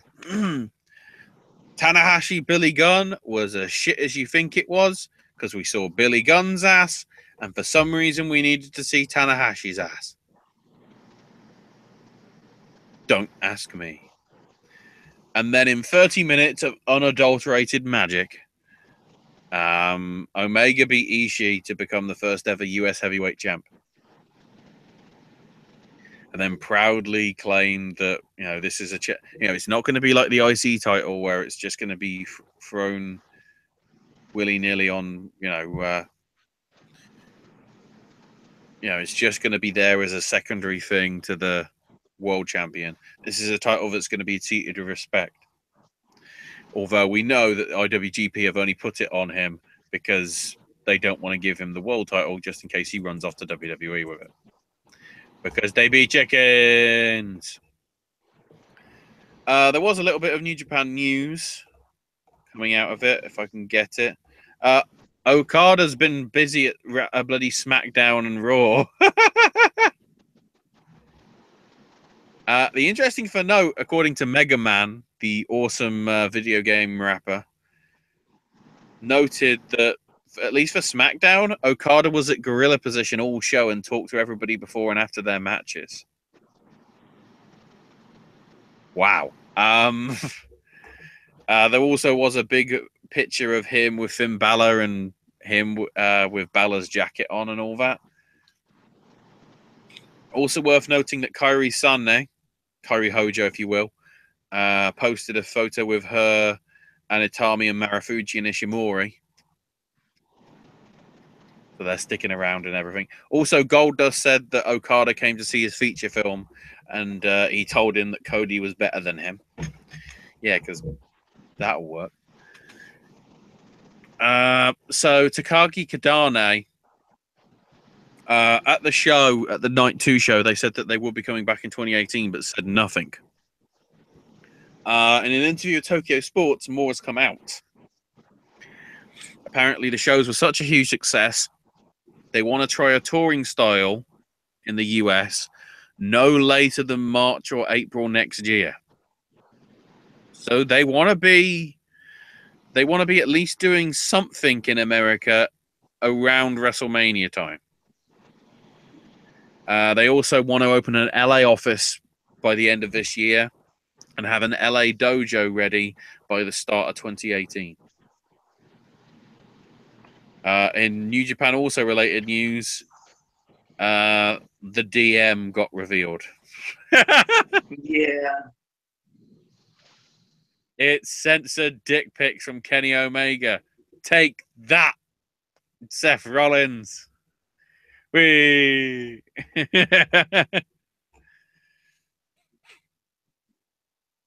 I think that's it because obviously. Oh no, the big news is again to get people watching the New Japan World stuff. They've just announced that the first night of G1 Climax up in Hiroshima, however you pronounce it, is going to be broadcast for free on New Japan World for anybody. You don't have to have a subscription or anything. So that means for free, just like it was. I don't know whether they're doing it for free with the first block of the first B block. They've just said the first day so far. But they're going to be having for free Goto versus Ishii, Makabe versus Fale, Nagata versus Yoshihashi, Ibushi versus Naito, and Tanahashi versus Sabre Jr. All for free, and you don't need to have a subscription. I approve. Also, I nearly forgot. They had the Lionsgate project, basically Young Lions, Young Boys show. The main event saw Nagata beat Go Asakara. But then afterwards, Nagata proposed the revival of the Young Lions Cup for the first time in 12 years. Shikara are now shitting themselves. It's like, no, we have that now. So we might be seeing the Young Boys actually getting a tournament of their own, which would be very interesting. Certainly. Especially considering how quite a few of the guys coming through are getting quite a lot of hype behind them, as in terms of they're good wrestlers. So there you go. Okay. Now it's time for the regular segment where we talk about what's going on in the indies and match results coming up and cards coming up. So I'll start off with Shikara news. We'll actually get into the cards later, but they've just announced in August they're going to be doing the chance to recover a golden opportunity. The golden opportunity caper. Basically, they're doing an escape room. By the looks of it.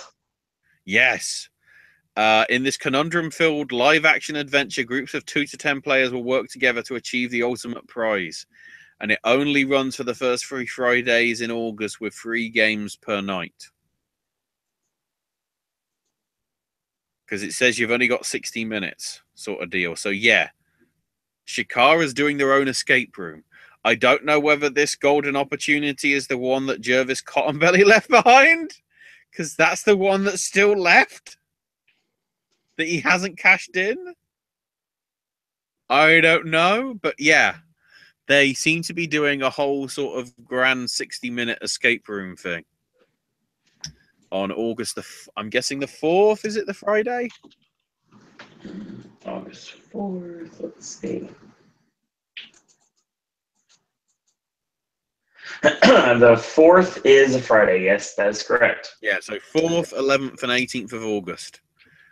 More details, I think, can be found at shikarapro.com. Let me just check that.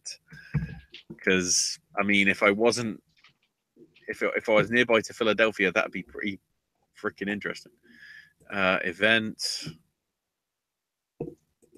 Please, I want to look at... Is it even listed? Okay, where the... Hang on. Tickets. I'm literally going to their stuff to try and find... Okay. You got 60 minutes to solve it all, puzzles, conundrums, and more, and pull off the unlikely heist of them all. Created and crafted specifically for the... so it's at the Wrestle Factory thing. So it's, yeah, the 4th, the 11th, and the 18th.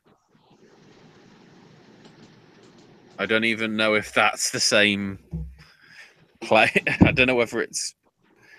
That's going to be interesting. So 9 groups are going to get an interesting chance at being in a wrestling-based escape room. Man! Owen's living in the wrong state. Well, never, but I mean, I would love to go to this. That sounds very interesting. I thought it was like a wrestling thing. No, it's actually like an escape room. The other thing, 2 new teams and a tweaked team added to King of Trios. So the 2 new teams are Casa Dorada, which is Juan Frisco Coronado teaming up with the tag champs, Cornelius Cromwell and Sonny Defarge. So I guess that's your golden team, if you will, because they both got the belts. All three have the belts. And the new team is House Attack Pro Wrestling. The representatives are going to be Deputy Damian Dunn and the Obstruction / Hunter brothers of Jim and Lee Obstruction. Apparently, they are the group that they are part of is the No Fun Police. So there will be no fun at King of Trios. Hopefully, I'm there though by night 3, so they might be out of the competition. Who knows? In terms of the tweak, obviously Travis Banks can't do King of Trios because he's sort of busy with Bowler.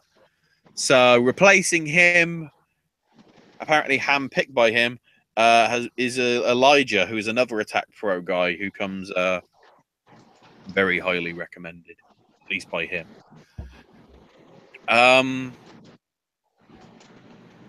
So the other news. Quickly go through the Dave Meltzer stuff. It looks as if the plans at the minute are actually going to be Reigns versus Lesnar or Joe, whoever wins at SummerSlam.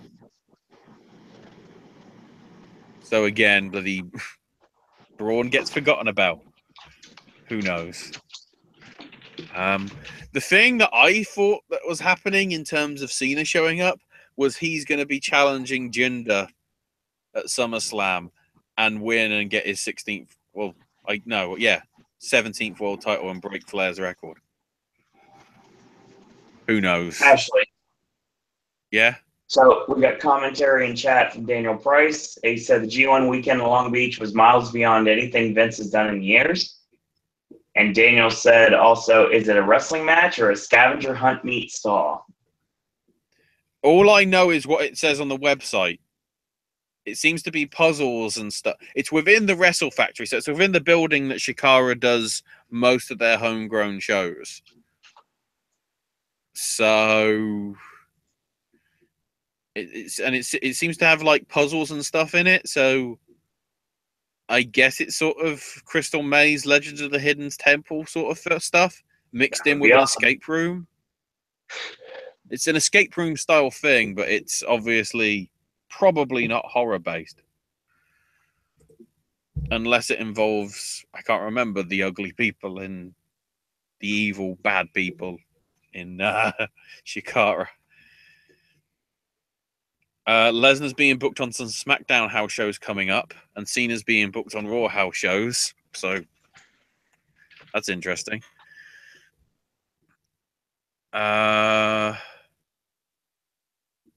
Apparently, the reason why Ronaldo left SmackDown is because of JBL's comments on bringing it to the table and all that stuff. The key agreement that he's working with and for Levesque and Michael Cole, as they're in charge of him. Michael Cole produces NXT? Holy shit, he might be a good guy. Wow. Also, in terms of Mexican politics, El Tacano Jr. is booked in the main event of the IWRG promotion show, which also features Caristico. So yeah, that would basically mean a AAA and a CMLL guy are facing each other, which previously has always been forbidden. Part of me wonders if AAA are that desperate. Hence the Impact Wrestling stuff, I'd argue, because them wanting to do deals on the same promotion that does deals with the Crash, somebody's desperate, and I don't think it's the Crash. Kibata's giving some updates on his condition. He's undergoing very difficult physical therapy, which is sending currents through him to try and activate the damaged areas. Wow. There's only a few machines like that in Japan, so it's pretty special. There's quite a lot of vision issues in his eyes, which means he's got depth perception issues, so sometimes he walks into walls and people.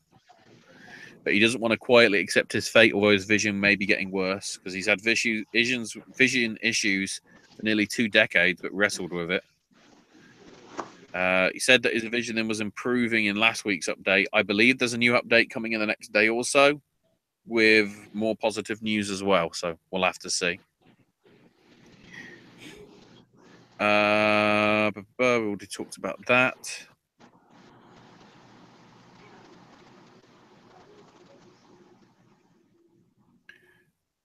So Rich Brennan was actually doing commentary on the Wrestle Circus show. I didn't realize that because he called himself Rich Buccini, so I never realized it was him. Lance Hoyt was actually good as an announcer as well. The highest peak in terms of the viewership was about 7,500 people watching the Adam Cole and Britt Baker versus Callahan and Havoc match. I think by the end of it, there was only a couple of thousand watching. I woke up because I went to sleep because the show was that long.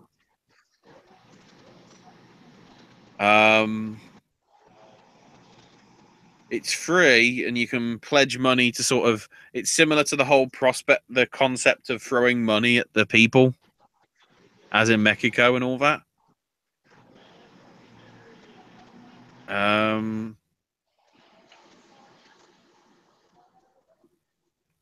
So yeah, the next show I think is coming up mid-August. No, I think it's in late July, from what I remember, July 22nd, I think.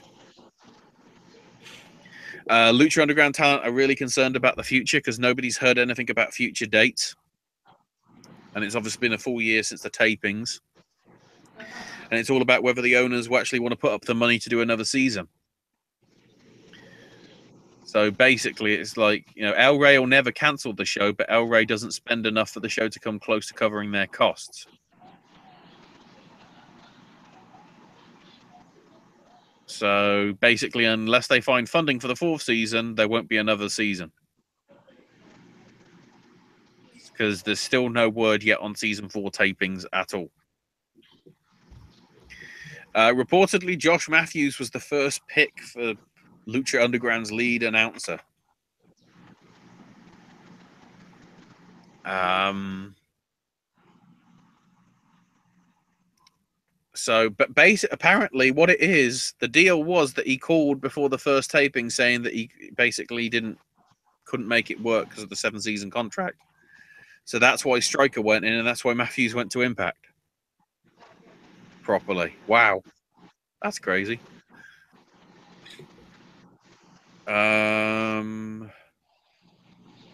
No details about the Bram stuff by the looks of it. And I don't think we've heard anything since, from what I remember.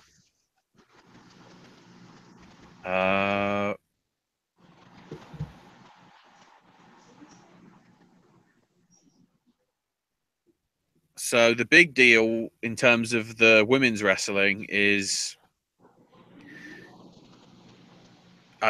Evie is now Dakota Kai, from what I remember. She's part of the tournament. They did the video in Tokyo revealing Kairi Hojo is now Kairi Sane, and she's going to be, or Kairi Sane, I don't know how to pronounce it. But the big one is, is it Piper Walker? From what I remember? Hang on, let's see if I can find it. Find Piper. Oh, you can't find it. That's brilliant. That's not spelt right. God damn it, computer. It's not even that. The Piper's actually part of the Mae Young Classic. So I want Owen to go. If his work schedule fits it. Probably not. So yeah, that's arguably the big one to me. The Viper's in it. It's like, once again, WCPW's being screwed. So with Io Shirai, she had a press conference. Now, considering talent are not allowed to announce they're coming to the WWE unless WWE announces it, Shirai basically said she's out of action indefinitely due to a neck injury that she suffered back in May from a Tony Storm pole driver. The interesting word is, though, that she was attended to backstage by the doctors, so who knows about that. But yeah, because she's lost the title, she's taking time off. Is going to get her neck evaluated next month to see if she needs surgery. Of course, she's already had her WWE medicals done, but that would include a neck examination. So basically, she need to go back in order for it to be checked, just to be on the safe side. So it looks as if she's going to be coming back in or around after SummerSlam. In which case, I'm wondering if Asuka's holding onto the title against Ember, and then they push Shirai. Who knows? Because it would be weird if Ember Moon wins, Asuka moves up, and then Shirai just comes straight in as another Japanese menacing heel. Who knows? Raymond Rougeau and Jess Brassard are going to be the French language announce team starting from this Friday. So yeah, Raymond Rougeau's back. Holy shit. Because he was there back in the day on the commentary team, wasn't he? Like in the mid-90s, from what I remember.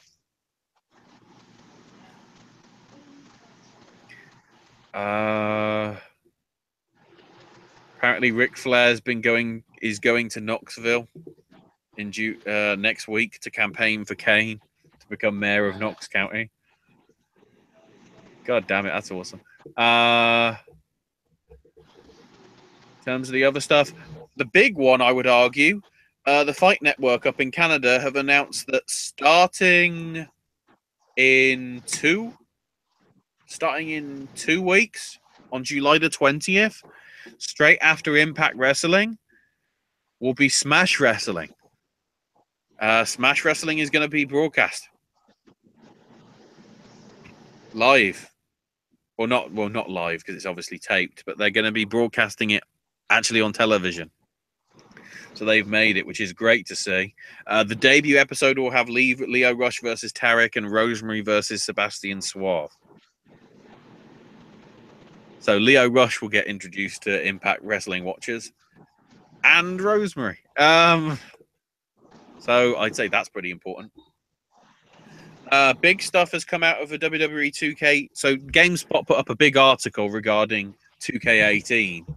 Looks interesting. The short form news from it. Basically, this is the game that they've been wanting to make since they took the series over. It's taken them now to actually establish it and do it. The numbers of wrestlers in the ring at once are now going to be 8 rather than 6, so they're upping it back up to there. Battle Royals and Royal Rumbles now have had complete overhaul with new mechanics. Also added to the match, along with the 8-man in one ring, is 8-man tag matches and 8-man ladder matches. Backstage brawls have been expanded, and they consider them free roam now.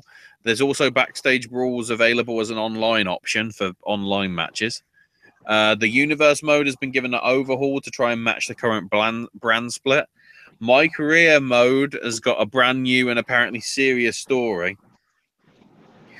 As in, it might actually be truer to form in terms of somebody coming up the ranks. Also, there's a Road to Glory mode, which seems to be online for the My Career stuff. They didn't say what it was, but basically the story of My Career is the lead up to this Road to Glory stuff. So I guess some sort of endgame thing. There's new improved commentary from Corey Graves, Michael Cole, and Byron Saxton. They're going to be the commentary team this time. The idea is that they've recorded it actually together in the booth rather than separately, so there will be sort of like something that sounds like normal reaction and sort of natural reaction between them for lines. The submission system's been reworked. There's a new carrying system that lets you carry wrestlers around the ring and perform a variety of moves like power bombs or power slams. The promo engine's been reworked. Create a match is back, featuring interactive items and win conditions, which can be turned on and off apparently for whatever you want. Intergender wrestling's back. The creation suite's been given an upgrade. In terms of that, the Create a Wrestler engine's been updated, including upgrades to create a video featuring free cam movement. more effects and better editing functionality, and also the return of creator and arenas there with enhanced options, including better functionality of community UI and search features. In other gaming news, Fire Pro Wrestling World comes to Steam on early access next Tuesday, the 11th of July. I am desperate to get it. And a follow-up to last week when I mentioned that Taya got stripped of the Reina de Reinas title. The press release gave no reason, but the method of determining a new champion will be announced in upcoming days. And on Facebook, Vampiro said that he's enforcing stricter rules around titles going forward because titles have to change hands on a pinfall submission. So basically, because Ayako passed out due to Taya's chokehold, which isn't a pinfall or submission, the title couldn't change hands. So it's being taken away from Taya. So yeah, the passing out and the referee stopping the match is apparently not legal. Also, keeping in mind that it was a street fight, so it would have been legal anyway. Also, that's happened 3 months after the title change, when Vampiro was there and saying it was great. And the fact that Johnny Mundo and Mini Psycho Clown all won their titles in a similar manner in terms of breaking the rules. What the fuck is going on? Taya was supposed to be on a show a few weeks back in terms of the AAA stuff, but missed it, citing injuries from a recent car accident. She is listed as defending the title apparently in a couple of weeks in Tijuana. So I'm guessing that ain't happening. So in terms of Lucha Underground, there's another person that might be fucking gone. Who the shit knows? Kurt Angle was the official pre-order bonus for 2K18. He revealed it ahead of time because they wanted to be bastards. They'll be airing the video package properly for it straight after Great Balls of Fire, apparently. Or on the Raw after Great Balls of Fire, I should say. Now, here's the big one. Jim Breaks, British wrestling talent, bloody grappled with two burly Spanish cops as he returned to the flat where his former partner was found in a serious condition before dying in a hospital. So, yeah, he got into an altercation after being bunged into a car after being hauled out of prison and taken back. Apparently, he appeared confused as he was led into the property ahead of a forensic search by experts. One stage shouted, "Will you help me?" to the press and the TV crews. He could be sentenced to up to 19 years if he's convicted. Carries a maximum 15-year jail sentence, so I don't know what it's 19. Apparently, he's also being investigated for undermining the authorities of the law in terms of active residence. Apparently, that's why. Oh, that's the 4 years. That's why it gets added on. He refused a piece of cardboard offered by officers to cover up his face. What? Bloody hell.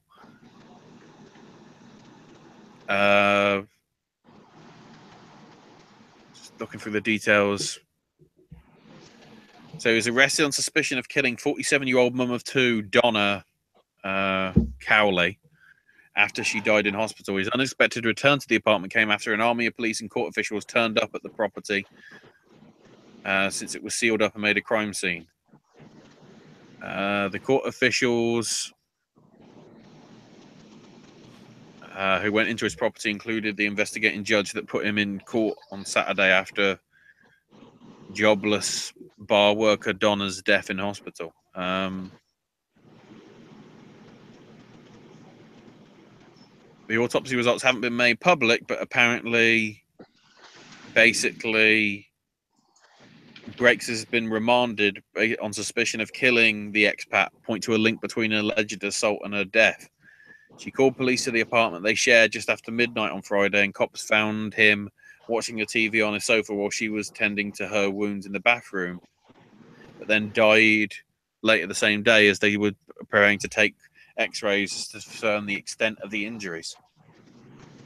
She moved there 20 years ago with him after working for him at a pub that he owned in Bradford, but then she's fell on hard times after succumbing to drink problems when her love of partying started to take its toll, and seeing her health problems spiral, which included asthma and diabetes, and then emigrated after splitting with her husband, leaving her 2 young children in the care of her parents. Rumor is she may have lost a child about a decade ago, but that's only rumors and not confirmed. So yeah, weird shit going on there, certainly. Of course, Jim Ross decided to bring that name up of him, which is not great. In terms of Herbert, one of the big things that came through is apparently he worked on the... Oh, I'm trying to get the details. He created the computer language Fortran, from what I remember. So he was one of the people that also was within Hidden Figures but didn't get mentioned. So what actually wasn't about Octavia Spencer, it was about Herbert Meltzer. There you go. Suck it. Piper Niven is Viper's name from what I can see now, because I look further down. Still no confirmation of bloody Nixon Newell. God damn it. Thoughts and prayers out to Eric Young's family after his mother passed away from cancer. Randy Orton's going to be busy filming a movie in Thailand, so probably after I see. So basically he did the match with... He's going to be filming for the next 2 weeks. So that's, I guess, why they did the Orton promo stuff now, because he's going to be there. He's going to be missing, and Jinder's probably going to be there, more than likely. The reason why the Naomi-Lana match happened on SmackDown, apparently Lana got her shoulder up right at the 3 count. No, she didn't. Matt Hardy's teased that the battle for the Broken Hardys may be over soon, saying thanks to the fans that backed House Hardy in the latest Great War, we're days away from winning. Keep fighting. Also respects out to Smith Hart, who passed away after battling advanced prostate cancer, which wasn't great because it came on Bret's 60th birthday. Matt Capitelli provided an update on his health with his brain tumor. Surgery successful, and they're waiting on tests to see how the tumor's doing. Speaking of brain tumors, though, Maria Menounos, or as I call them, Manamana, had surgery last month to remove a benign brain tumor. Apparently, it removed 99.9% of the tumor, and there's a very slim chance that it will come back. So she's stepping down from E! News to focus on her health. Ciampa's apparently going to be out until at least early next year. That's not great. That's a shame. Kevin Owens tweeted Canadians rule randomly at around the same time that Omega won. Probably not coincidence.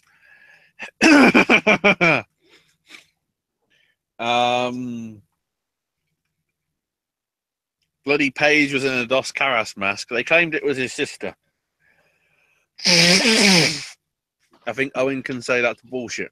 I can 100% confirm, because did you see the picture that was put on Twitter? Well, I saw the one in the mask. I didn't see the one of her peeking. There's a pic. Oh, I've got that on my phone. The thing is, she has, like, you can see her. She was filming the match with Alberto and Lashley, the main event of Slammiversary. She was filming the actual match itself with the phone. If you check her phone, it's a Universal guest pass, and it says Sarai Bevis on it.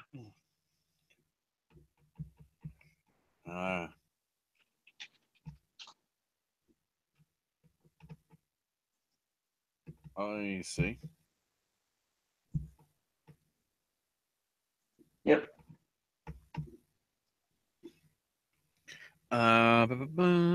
See if something else. Mary Kate, the former Andrea on the Indies, has changed her name to Sage Beckett on Twitter.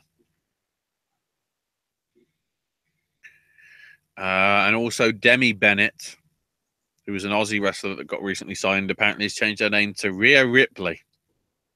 So renaming stuff. Kurt Angle apparently said that the fireworks that the Hardys got for their WrestleMania were supposed to be for him, for his, grand entrance to the Hall of Fame stuff. So they say that's why there wasn't any grand shit.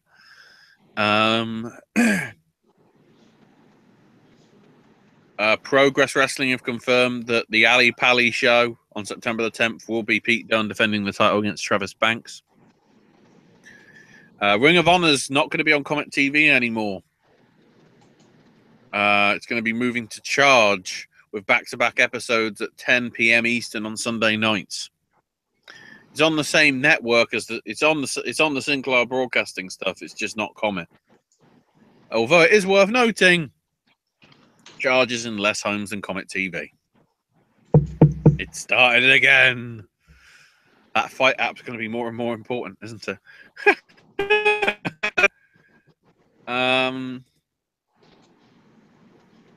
So, results from the past week. With Defy Wrestling, I guess the big thing is that Davey Richards is now not only CZW World Champion, but he's also Defy Champion. Also on those shows, Cody Rhodes beat Kyle O'Reilly. I think it was supposed to be the Lucha Bros, but from the story from what I remember is Penta got mugged at gunpoint the night before, so neither were able to make it for the show. So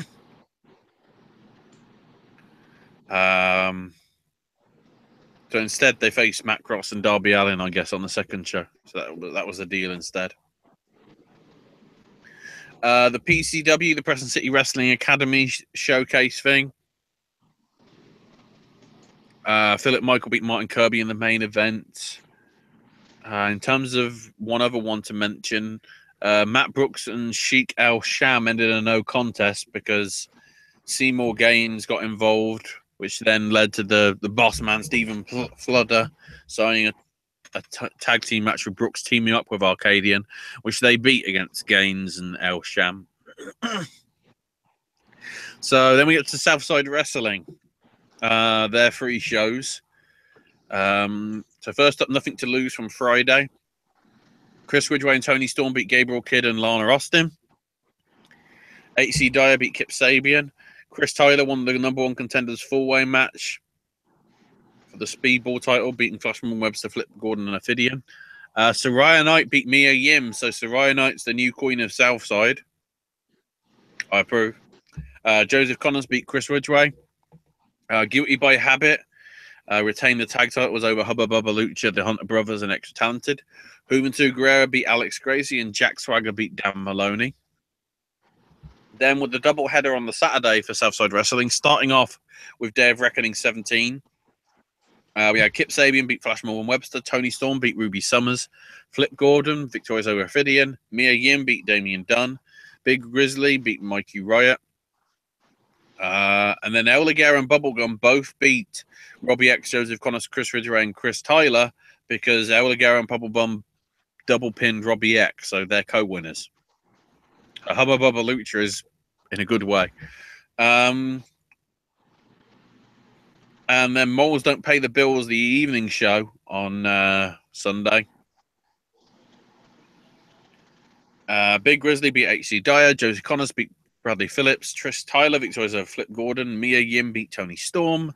Flash Woman Webster beat Rockstar Spud tap out.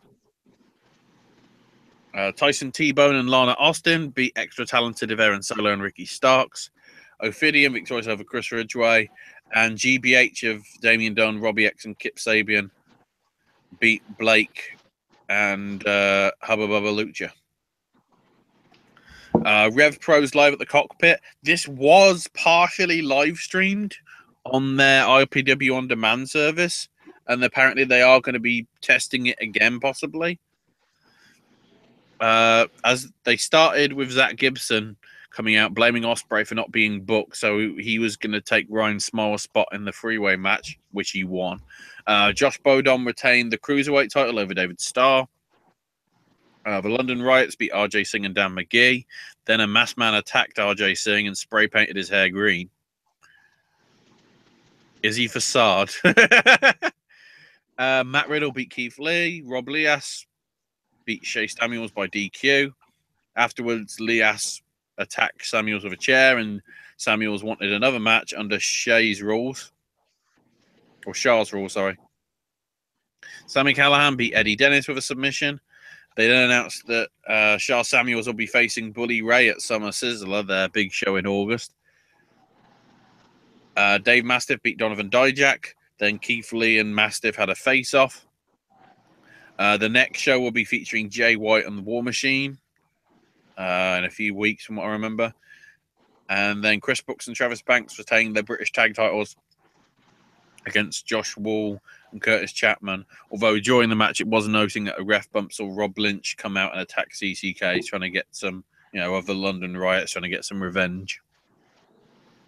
And then the Progress show in Germany. So we had Pete Dunne beat David Starr. Laura Di Matteo beat Ginny to become number one contender to the Progress Women's title. The number one contender to the Atlas title was determined as Walter beat Mike Bird. So he'll be facing Riddle, I guess, somewhere down the line. And the six-man tag, Jimmy Havoc and the London Riots beat Roy Johnson, Jack Sexsmith, and Chuck Mambo. Travis Banks victorious over Marius Al-Ani, and Matt Riddle beat Jern Simmons to retain the Progress Atlas title. So in terms of stuff coming up this weekend, Dragon Gate Japan has got a Kurikan Hall show in a few hours, really, which is being headlined by a Maximum versus Jimmy's Captain's Fall Nanny Now Walls elimination match. No, I don't know what that means either. The big stuff, though, is they've announced a whole load of shit for their next big show on July 23rd at Kobe. I might as well mention it here, the Kobe Pro Wrestling Festival.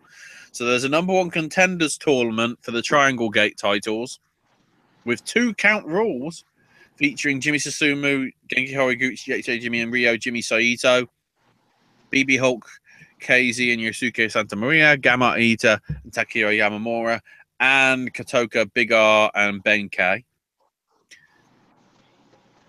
There will be whoever wins that tournament that night will also face on that night Shingo Takagi, Takashi Yoshida, and El Lindemann. And then your 3 title matches: Flamita takes on the Brave Gate champ Jimmy Kagetora. The Twin Gate belts on the line: Chima and Dragon Kid defending against Naruki Doi and Masato Yoshino, and Yamata defends the Dream Gate title against T-Hawk. That's coming up in a couple of weeks, but it's pretty big. So Rev Pro doing the British J Cup. There's no brackets for this as of yet, but we do know that it'll be featuring Liger, Kushida, Ospreay, Skrull, O'Reilly, Josh Bodom, Taguchi, and Tiger Mask. With the tournament winner being presented their trophy by another UK wrestling legend, Marty Jones, who probably won't have beaten up or murdered anybody, allegedly. They've also announced that Chris Brooks will be teaming up with Travis Banks to take on Bushi and Hiromu Takahashi. Wow, that's an interesting combo. So Progress have got another show this weekend as well in Birmingham. Sold out as ever, though. Matches on the card include, because we haven't got the full card yet, Jimmy Havoc versus Jigsaw, making his Progress debut. Flash Morgan Webster versus Chief Deputy Dunn. Mark Haskins versus Mike Bird and War Machine, FSU, and London Riots in a triple threat. Smash Wrestling are having 2 shows. I don't know whether both of these are being taped for the Fight Network. I know the last one is, but so Saturday is Begin Transmission, so I guess it may be. The Chem Valley Agency. Oh, sorry, at the Station Music Hall. So on that card, we've got Allow Beefcake versus Williams and Blackwood, Tyler Turner versus Dylan Andrews, Tarek versus Braxton Sutter, Sebastian Suave taking on MVP. I don't know if that's MVP or Michael Von Payton. Probably MVP. John Greed versus Cody Deaner, and Tyson Dukes defending the Smash title against Brent Banks. And then this one's certainly taped for the network. It's a long way to the top, honestly. This will be featuring Tyson Dukes, I guess if he's successful, defending the Smash title against Kevin Bennett. Braxton Sutter versus MVP. Sebastian Suave versus Andy Williams. Mike Rollins taking on Brent Banks. Scotty O'Shea taking on Cody Deaner. Halal Beefcake versus the Super Smash Bros. And then John Green, Kevin Blackwood, Tarek, and Dylan Andrews in a four-way. If Dylan Andrews loses, he leaves Smash Wrestling. To quote Terry Funk, forever. So PWX are going big this Saturday because they're part of a double header with Evolve. So they are going to be live on FlowSlam at the Uptown Live in Charlotte, North Carolina. So they're moving venues, I think, basically because it's better for FlowSlam from what I can tell. The only matches confirmed so far are Tracer X versus Jason Kincaid, a triple threat with Darius Lockhart, Chase Owens, and Jason Cade. Martin Stone versus Fred Yehide, Timothy Thatcher taking on John Schuyler, and a 2 out of 3 falls match for the title with champ Anthony Henry defending against Ethan Case. CZW has Evolution. It's not a mystery because it's the Flyer Skate Zone. 6, I'd say, big matches confirmed so far. There's a 6-man doors match with Masada and Storm of Entrails taking on Matt Tremont and The Awakening. A grudge match between Connor Claxton and Ricky Shane Page. A teachers versus students affair as OI4K of the Chris Brothers and Callahan face Trey Miguel, Zachary Wentz, and Desmond Xavier. AR Fox one-on-one with Ace Romero. And the title matches, Maxwell Jacob, some name that begins with F, depending which company it is, defends the Wire title against Trevor Lee. And both the CZW World title and the Defy Wrestling title will be on the line with Davey Richards defending against Shane Strickland, Joe Gacy, and Leo Rush. Keep in mind, if Shane Strickland wins, that's that title and those 2 titles and the Wrestle Circus title that Leo have won in the space of about 3 weeks. That would be a bit crazy. Shikara have their double header in Gibsonville, North Carolina. This Saturday. The afternoon show, The Parting of the Ways, features Mark Angelo Setti versus Jeremy Leary. The winner of that gets the 3 points that they need to possibly challenge for the Grand Championship. We've got Bruno Maloney versus Race Jackson, Warren Barksdale versus Hallowicked, Cyberhawk 2000 taking on Oleg and Kobold. The Furies of the Sea Stars and Oberian take on Murloc, Cajun Crawdad, and Hermit Crab. And then Missile Assault Man tries to challenge or tries to take Juan Francisco de Coronado's Grand Championship in the main event. Then in the evening, you've got the Lodger. On this one, we got Dustin. That is Chuck Taylor, by the way, the actual one. Against Wani. Des Peloton versus the Closers of Rick Rowland and Sloan Caprice. Lucas Calhoun taking on the Whisper. A last man standing match between Frightmare and Fire Ant. Is another ant going to get killed by Frightmare? Because at the rate we're going, it looks to be. And then 2 title matches. Hermit Crab defends the Young Lions Cup against the Cajun Crawdad. Oh, wow. Tag team partners going at it. And Defarge and Crummels, the tag champs, defend the Campeonatos de Parejas against the Rumble Bees of Travis Huckabee and Solo Darling. Also this weekend, it's Shimmer. So the Women's Wrestling Week is officially starting. Obviously, it goes into next week, considering the Mae Young Classic is happening, as well as Shine's tournament. By the way, Shine's tournament looks pretty crap. I think a lot of the people may be used up with... or might be trying to say that they're being used up for the WWE stuff yet, because they haven't officially confirmed stuff yet. So there's a show on Friday, which is Rise, which is basically for the up-and-comers and everything at the Berwyn Eagles Club on Friday.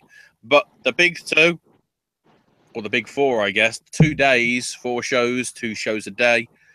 Shimmer 92 and 93 on the Saturday, and Shimmer's 94 and 95 on the Sunday. The Saturday shows start from 2 p.m. and the Sunday shows start from midday. The names confirmed so far. This is the list that WWE wants. Mercedes Martinez, Nicole Savoy, Mount Tessa. So I think that's Tessa Blanchard and Vanessa Craven, from what I remember. Madison Eagles, Mia Yim, Shayna Baszler, Kaylee Ray, Cheerleader Melissa, Jessica Havoc, Shazza McKenzie, Ashley Lane, because apparently she can't call herself Madison Rain for some reason. Lufisto, Vader Scott, Thunder Kidney, Courtney Rush, because fuck Rosemary, Leva Bates, Hudson Envy, Cherry Bomb, because fuck Ali, Shotzi Blackheart, Nevaeh, Samantha Heights, Taylor Hendricks, Britt Baker, Angel Dust, Allison Kay, because fuck Sienna, Gianna Parazzo, Chelsea Green, because literally fuck Laurel Van Ness, and Delilah Doom, and probably even more. I can't tell you what it is because they always seem to make it on the fly. So I'll be able to tell you next week because they'll have already happened. Evolve also have a doubleheader this weekend. So they're doing the doubleheader with PWX, with that being the afternoon show. In the evening on Saturday, Evolve's doing Evolve 88. Featuring Jason Kincaid versus Caleb Conley, ACH versus Austin Theory, Trent Beretta taking on Fred Yehai, Tracy Williams versus Davey Allen, Keith Lee versus Ethan Page. And then the title matches, Dickinson and Yaka defend the tag belts against Anthony Henry and James Drake. And Zack Sabre defends against Timothy Thatcher for the Evolve title in a no-holds-barred match. And then on Evolve 89 in Marietta, Georgia, so basically Atlanta, as they're advertising it on Sunday, you've got an open contract with Dickinson and Yaka. So if they are still champs, they'll be, I guess, taking on somebody. Anthony Henry takes on James Drake. Jason Kincaid versus John Davis. ACH versus Ethan Page. Timothy Thatcher taking on Darby Allin. Keith Lee versus Tracy Williams. Trent Beretta versus Austin Theory. And if Zack's still champion, he defends the Evolve title against Fred Yehai.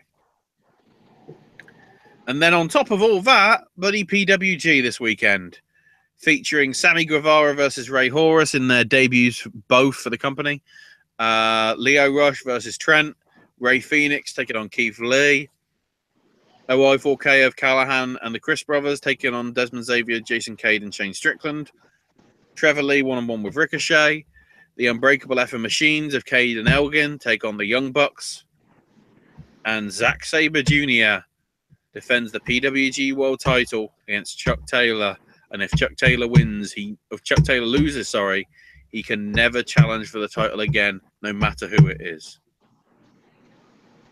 Do you believe in miracles? Because part of me thinks it might be happening. Or is Chuck Taylor going to be the Tommy Dreamer of all wrestling and never win a world title? Oh, I'm conflicted. This weekend is pretty stacked. And somehow we did this show in about 2.5 hours. Yeah, we do this from now on. Yeah, all right. Let's hope we can. That'd be great. That's your show. Just a shade under midnight. Welcome. Thanks for everyone for joining us tonight. I want to thank everyone that's tuned in from previous times. Thank you. Welcome back. And for everyone that just found the network, and hopefully you'll stick around and check out our wrestling coverage. We've got this Sunday night will be Great Balls of Fire's pay-per-view podcast. Monday we're doing Raw, and back here next Wednesday, 9 p.m., regular scheduled time for the Wednesday Wrestling Popcast. Mm-hmm. Sip and Snack comes your way later tomorrow night. Actually tonight, now that it's officially after midnight. And AJ takes the weekend. We've got AJ's movie review is coming your way. Reviews of various films, that's going to be coming your way too. You've got, I got a special one for you. One is actually going to be a review of a movie that is currently in theaters. Some places, and some places it's already left theaters. The other one is actually going to be a special review. Yes, Spider-Man Homecoming is going to be this weekend, but it won't be until at least Sunday. A special review. And the Anniversary Versus is coming too, so stay tuned for that. What, this week as well? This week is the anniversary versus, yes. Wow. That'll be interesting. Oh, okay. I guess it's not, according to the schedule I've been I'll have given. to, Anniversary versus next week, not this week. There's one more before the anniversary. I'll have to find out all this stuff off the lines. We don't reveal it to the peoples and the things and the da-ba-da-ba-da-ba. Indeed. Where can we find you on social media, Ashley? I'm on Twitter, Ash is my name UK. The Nintendo E3 thoughts, along with my take on the fact that I may have pre-ordered an SNES Mini, will be coming. That might be two separate videos in case I need. Well, that's not this week, is it? Or is it next week? Sure. Starts. Evolution is a mystery. Indeed. Follow us on Twitter at Podcast Network. Follow me on Twitter at Sir Owen Disney. Check out our Facebook fan page at Podcast Network. And as always, in a world where there are a billion wrestling podcasts, we're very pleased that once more tonight you've chosen a podcast. I want to thank everyone for watching. Thanks everyone for listening. If they're available and they're not sold out in the warehouse like they are currently, by the time that you get this and hear this show, go buy all the Bullet Club merchandise, all the 6 shirts available, and the 4 pins available at HotTopic.com or your local Hot Topic. And until tomorrow, boys and girls, that's all we got to say about that. And I don't know what to say at the end of a show.